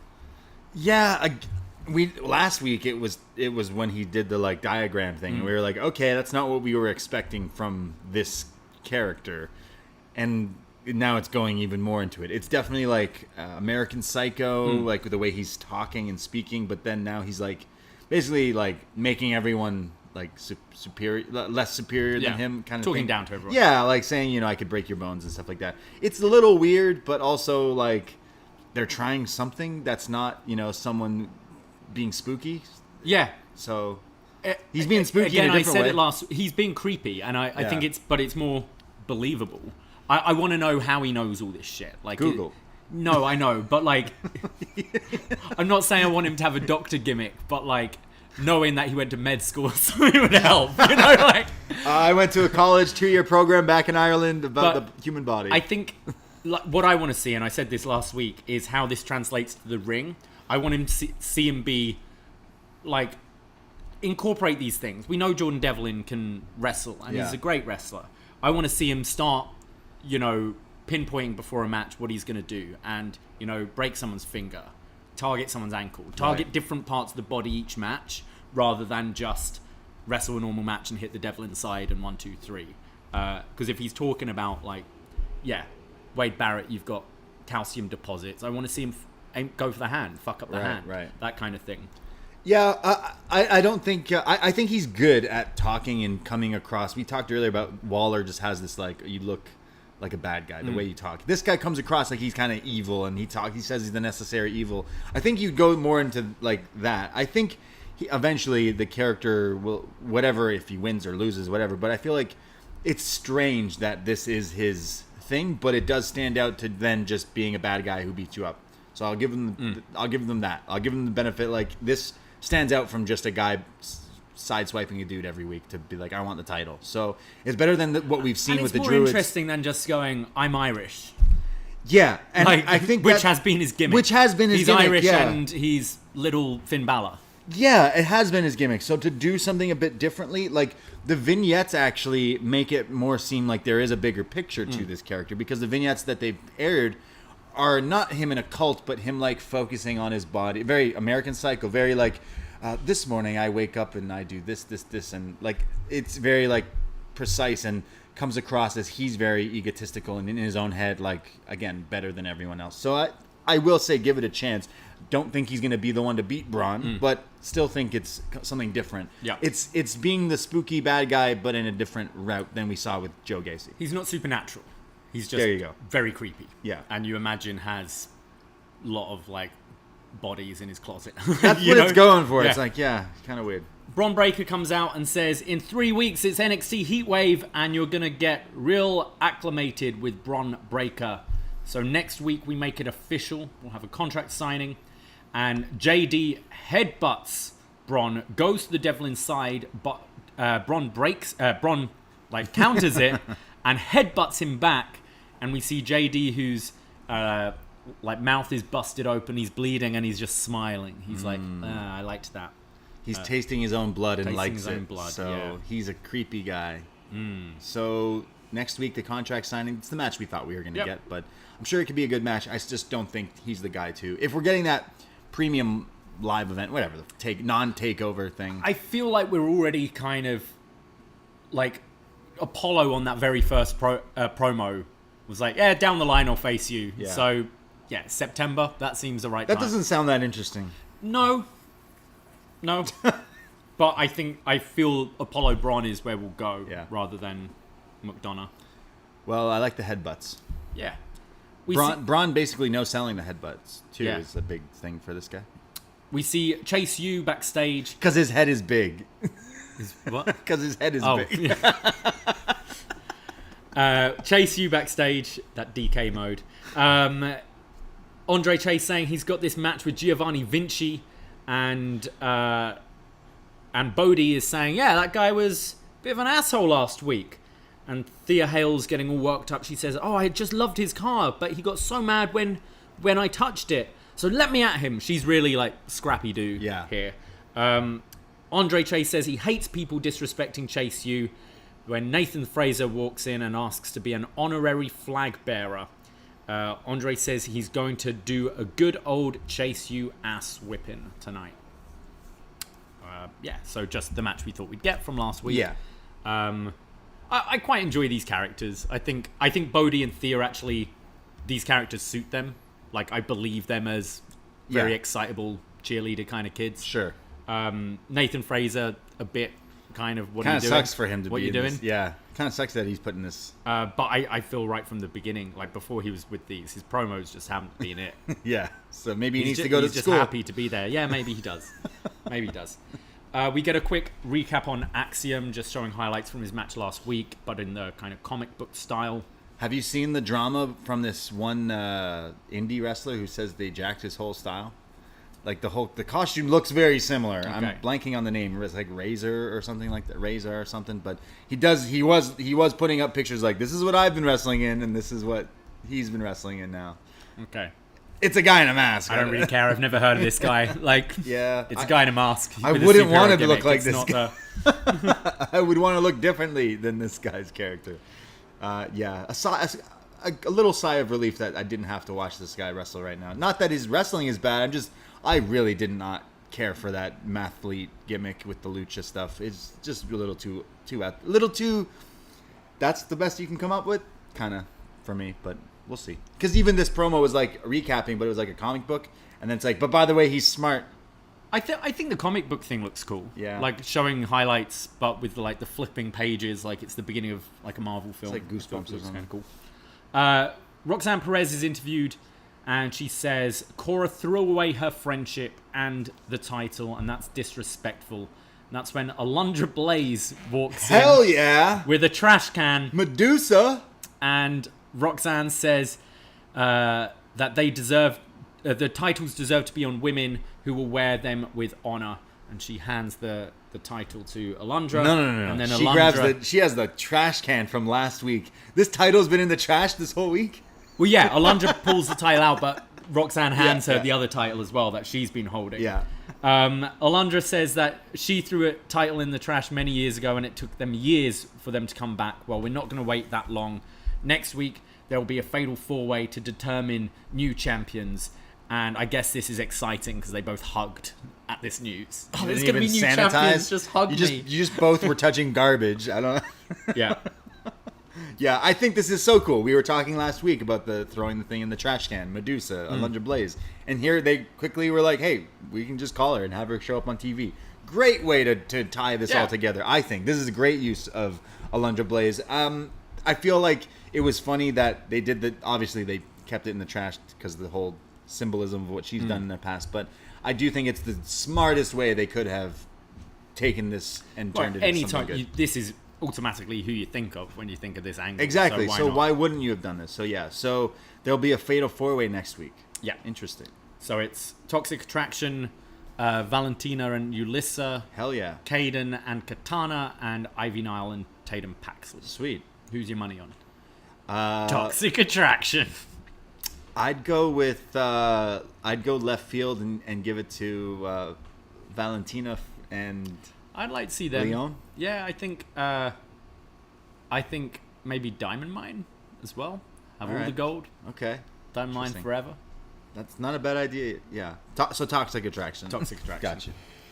We go to Andre Chase versus Giovanni Vinci. And Andre Chase has swapped out the red boots for Jordans this week. Nice. And had a better match because of it, I think. Andre Chase starts just like doing classic wrestling. He's doing a lot of the headlock takedowns and hip tosses. Vinci is in this wrist lock and does his kind of triple kip up before getting out of it, which always looks pretty cool. Chase tries with the crucifix pin attempt. Vinci comes back with the big drop kick right to the jaw, and we see the replay here and just clocks him right in the mouth. Yeah. And then Vinci goes over to the flag bearers of Chase U, grabs it and breaks it across his knee. The disrespect. Andre sends Vinci shoulder first into the ring post, and after the commercial break, we see Chase go for a diving sunset flip off the top for a 2 count. Vinci then just dumps Chase to the outside. Andre counters a headlock with a back suplex, and this allows him to get back into the match and starts to fire up. He's hitting his chops, his inverted atomic drop, his side Russian leg sweep. Looks good. And then a swinging neck breaker and signals for the Chase U stomps, which the crowd really get into this. The give me a C, give me an H. And then hits a side effect, goes for a diving blockbuster off the top, but gets caught with the catch out midair brainbuster from Vinci. Crazy. Vinci then goes for a springboard, but Chase catches him and hits him with a tiger driver. And then Andre Chase hitting a pretty sweet Liger bomb. Here, looked great. Chase then signals that it's the end, but gets hit with a huge lariat, taking him out of his skin, and then the sit out last ride powerbomb. Damn. Yeah, he showed him how to really do a sit out powerbomb with that one. I thought this was pretty good.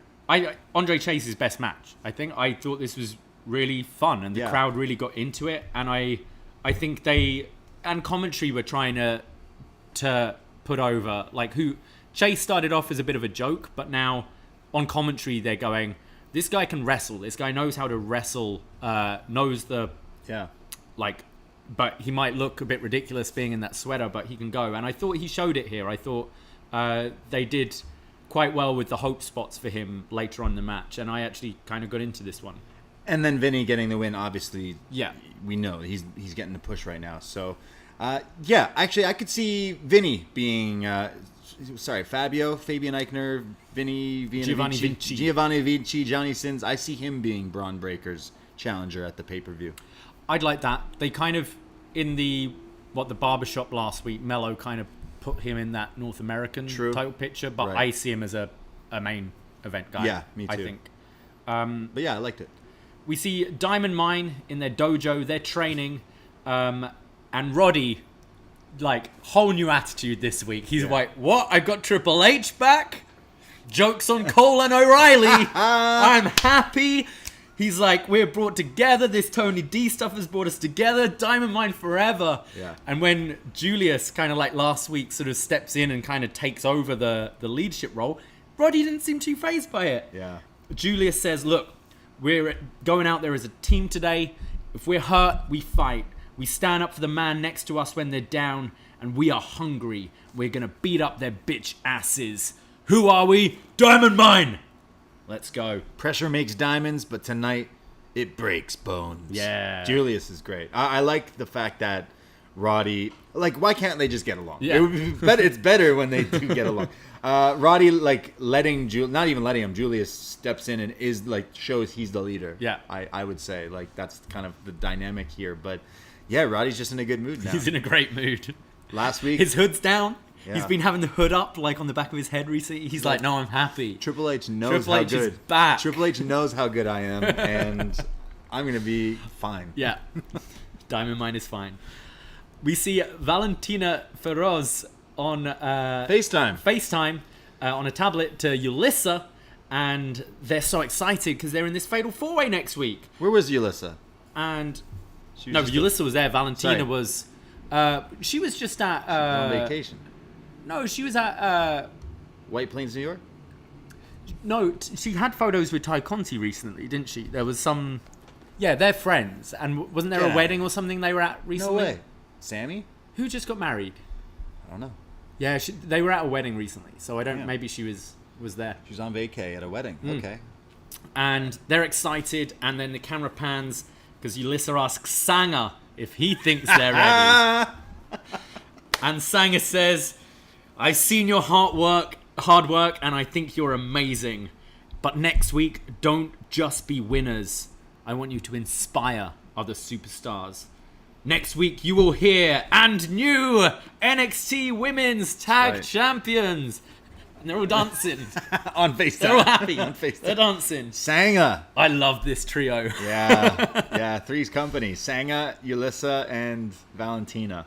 Love it. This is great. I mean, now that, Veer didn't work, Triple H is in charge now, Sanger is going to be world champion. Sanger is going to be WWE champion. I want to see Yulisa and Valentina on each of Sanger's shoulders as they're holding the NXT tag titles high. Let's do it. Can't wait for this. This is the best.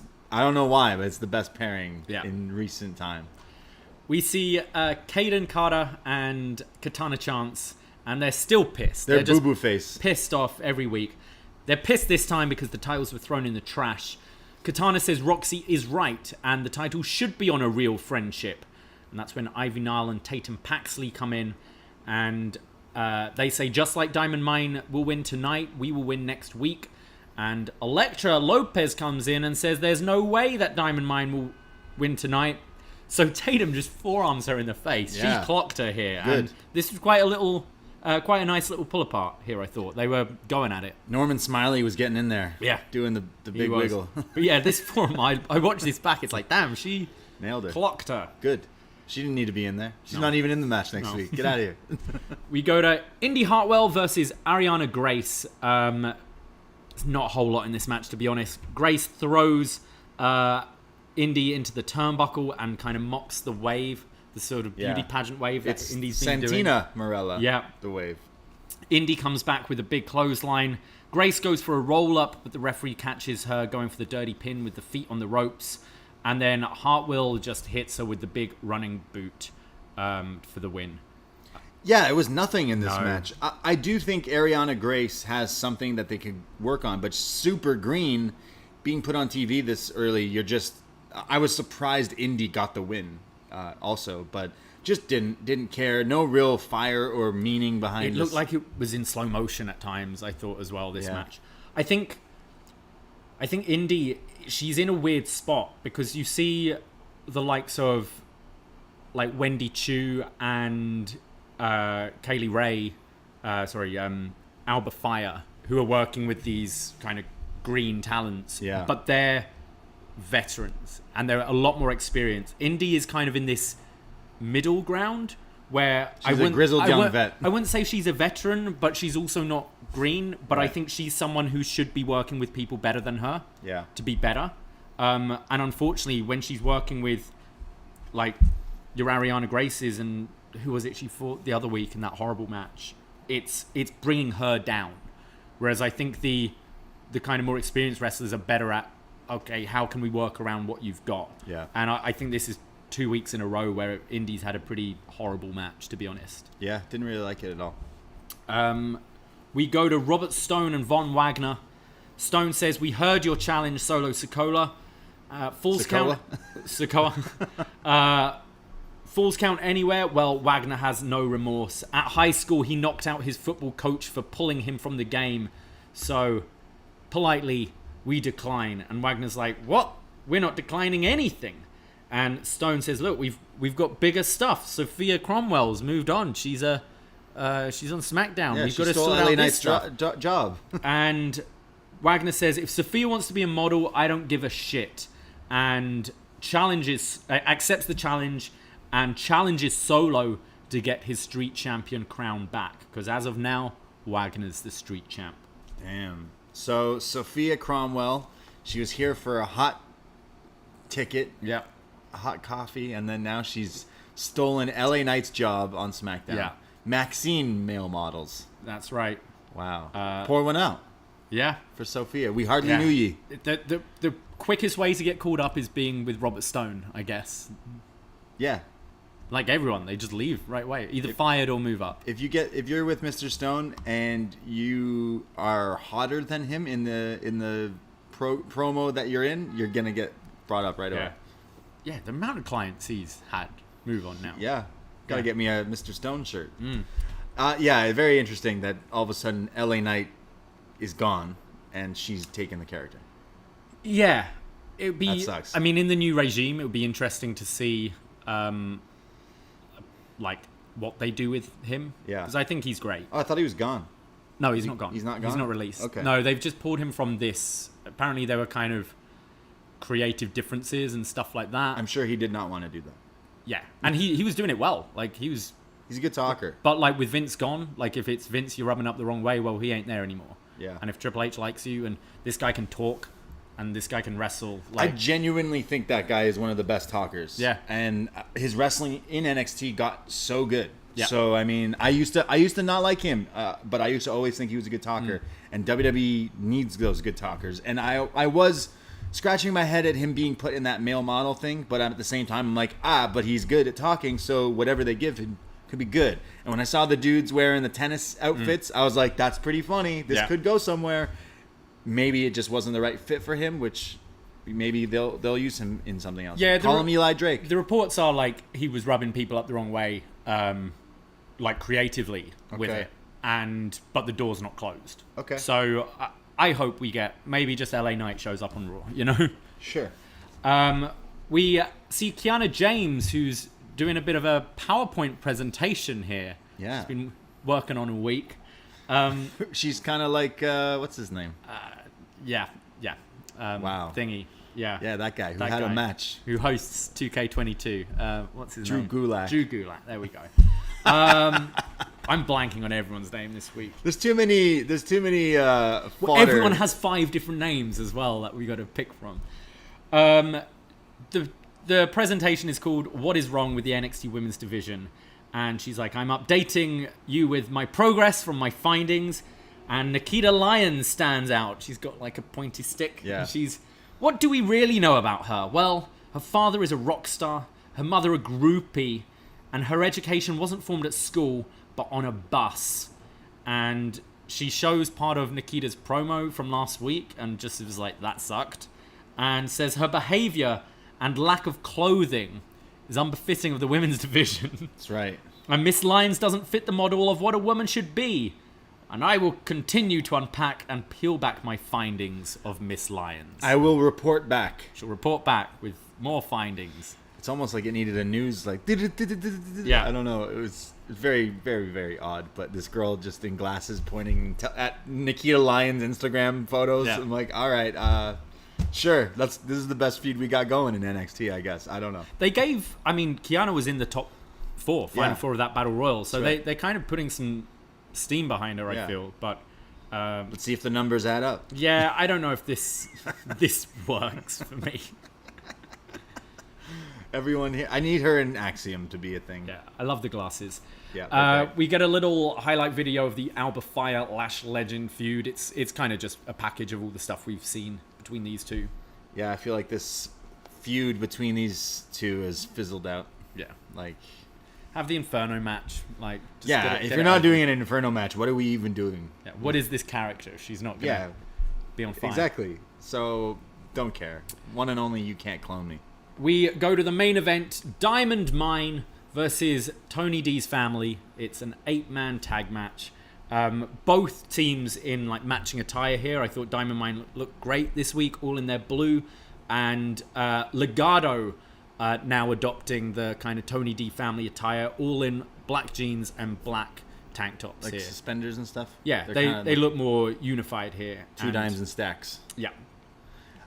It was also Roddy. I share a birthday with Roderick Strong, so they wished Roddy a happy birthday last night. And I love when Wade Barrett calls Legado what we call them, the Legado lads. Legado lads, yeah. There's a huge toss vertical suplex from Julius, followed by a massive clothesline to Stacks, just rocking him. The match all then breaks down with all 8 men in the ring brawling. Julius goes for an ankle lock on Tony D. And then Brutus hits the cannonball off the apron to the whole Tony D family. This time does it off the apron rather than the top rope. Probably a little safer here. And call me crazy, did I hear Wade call it the meatball? The meatball? I was like, did he just call that the meatball? I was like, okay. I thought it was the Brutus Bomb, no? Brutus Bomb. Or did we just call it that? No, I heard him say The that. meatball? And maybe I had something in my ears, but I started laughing at myself because meatball is a great name. I also there was like a tussle, and then early, all of the members like go face to face. Yeah. And it's Julius again who stands in like Captain America leading the charge and does what's the Italian under the chin flick? Yeah. Under your chin. I don't know what it means, but maybe get means lost. fuck you, Yeah, doesn't it, get I lost. think? Yeah. So he does that, and that's when they start Yeah. brawling. Kemp then tags in with a great hot tag here. He hits this like flipping shoulder block and then this spinning scoop slam followed by twisting senton. He was so quick here and thought it looked fantastic. Yeah, Kemp coming in here was hitting exploders, suplexes. He was throwing all of these guys around. And obviously we know Legado, Raul Mendoza or Cruz del Toro and Joaquin Wilde, excellent guys to throw around. bump around. Yeah, they make people look good, and Kemp was impressive here. He goes to slam Cruz, but Wilde chop blocks the knee. So then this allows Tony D's family to kind of beat down on Kemp for quite a while, who eventually manages to make the tag to Julius, who pops up Stacks into his rolling shoulder DVD thing, runs up to the top rope and hits the top rope suplex like her angle to Wilde. Julius is just on fire here. He applies the ankle lock to Tony D, and then there's this huge pounce from Brutus sending, was it Joaquin? Stacks yeah. Just flying. And then I love this, you've got the kind of, the side Russian leg sweep, Enziguri high-low thing. But this time I think it was Del Toro, dived over the top rope to get into position as Joaquin was running the ropes. I thought it looked so smooth how they hit this finish here. Yeah. This is, you go on about Waller kind of going on the outside and diving in, not looking good. This was just seamless, I thought. Looked awesome.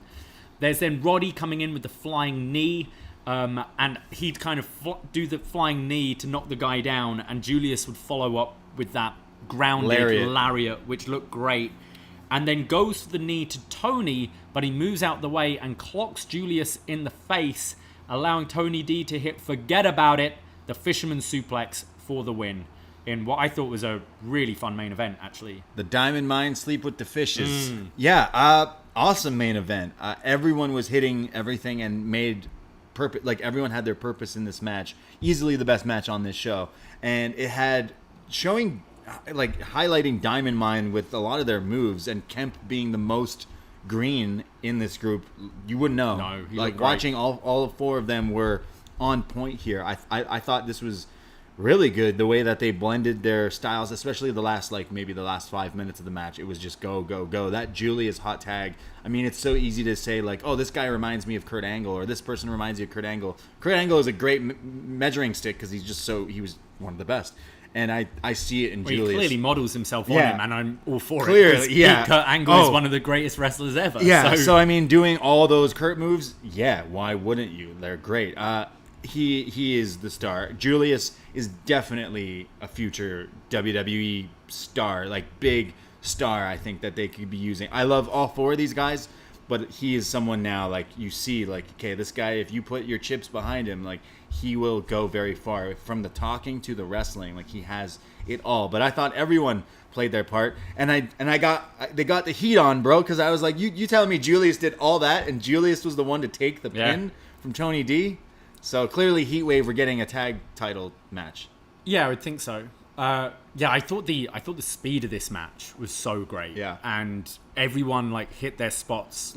Everyone was in the right position all the time. I thought it was really good. And of course, Roddy earlier in the night was finally happy and on the same page, and he ends up kneeing Julius. That's the one I've enjoyed this kind of breakdown on Diamond Mine's story. But after watching this match, I'm like, oh man, there's so much more fun 8-man and 6-man tags you could have with these guys before you break it up, because I loved seeing them team together. The combos of the knees into the lariats I thought were great. I actually really enjoyed this and would recommend going out. It was only 12 minutes, this thing, but definitely one to watch, I'd say, this week. I had a lot of fun with this. I do think that in years you will be seeing Diamond Mine or the Creeds and all any of these iteration here like being used properly in WWE. I don't see it not. So people will want to go back. Especially now.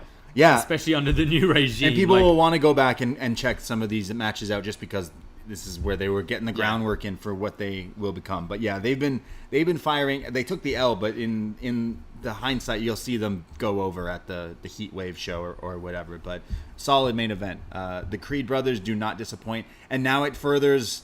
I said last week, is Roddy going to be like, actually, I'm half Italian. I'm joining the family or something like that. Like, is it going to be he did it on purpose or there's all that? They're going to continue the dissension of Diamond Mine. At the very end of the show, we're in the parking lot. Uh-oh. And Alundra Blaze is leaving and is asked who she thinks will win. She says, whoever wins will earn the right to be called champions. And Gigi and JC approach her and tell her to hand it over. You already know we're going to win. Just give it to us. We're going to be 3-time champs. Just give it to us. And she says, no, next week you'll have to fight for it. I thought this was a weird way to end the show. I was expecting Alundra Blaze to be attacked. It's the parking lot. You're doing a closing angle in a parking lot? Like, really weird. And you're just talking? Come on, NXT. Yeah, I thought it was strange, and then it just went off the air. Yeah. So you could have just ended with the match that they I think so. We'd already set up the tag for next week. A bit of a strange end. Yeah, another 2.0 episode of 2.0. You got some good wrestling. I'd say that the main event was the highlight of the show because there was actually just some good storytelling within the wrestling, and everyone was looking on point. But there was some other stuff in the show I liked as well. I'm into Cora Jade's heel turn because I think she can deliver. I think she is someone that could be a pretty big star here in WWE as well. Not so much, it was right away off to a rough start with the paper skateboard, but trying to correct that can work. Correcting the women's tag division being an absolute joke in the WWE is a good way to bring in Medusa and all that stuff. I think that is a plus. I really enjoyed that. And oddly enough, I think I enjoyed the JD McDonough, talking about people dying eating popcorn.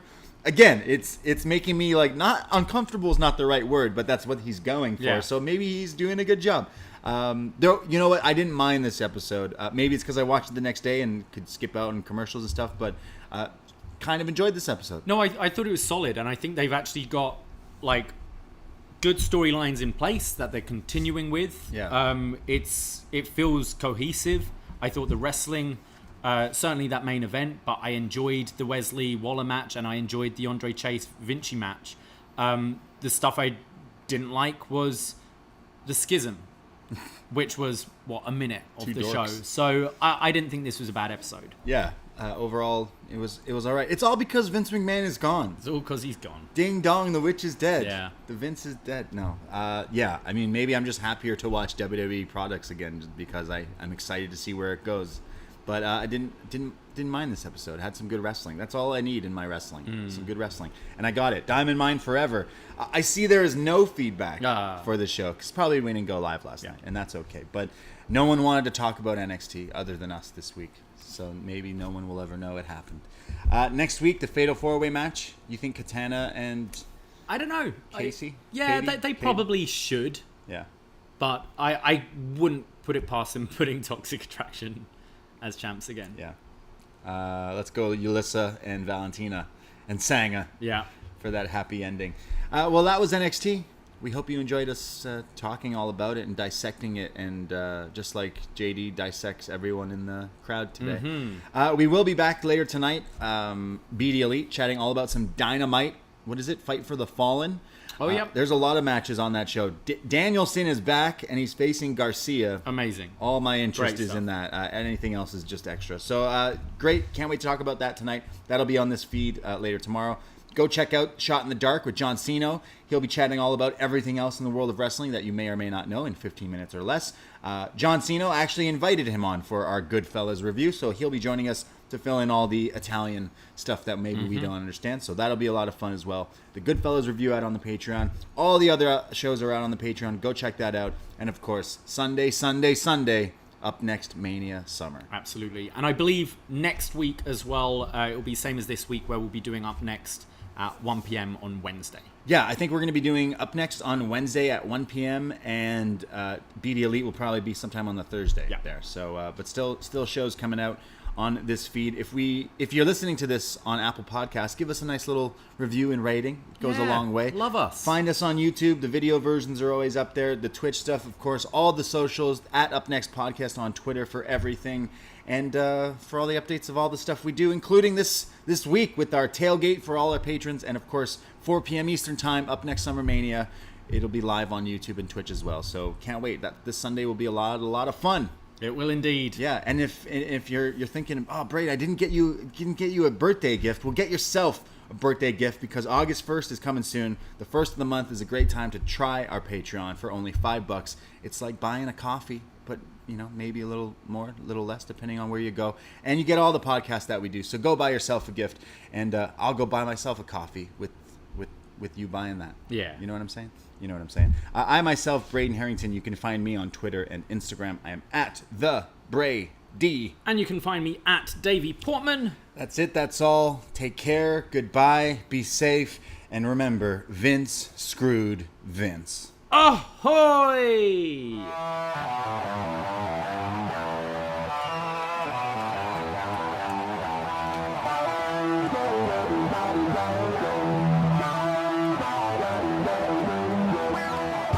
First time in a long time, but back like I never left.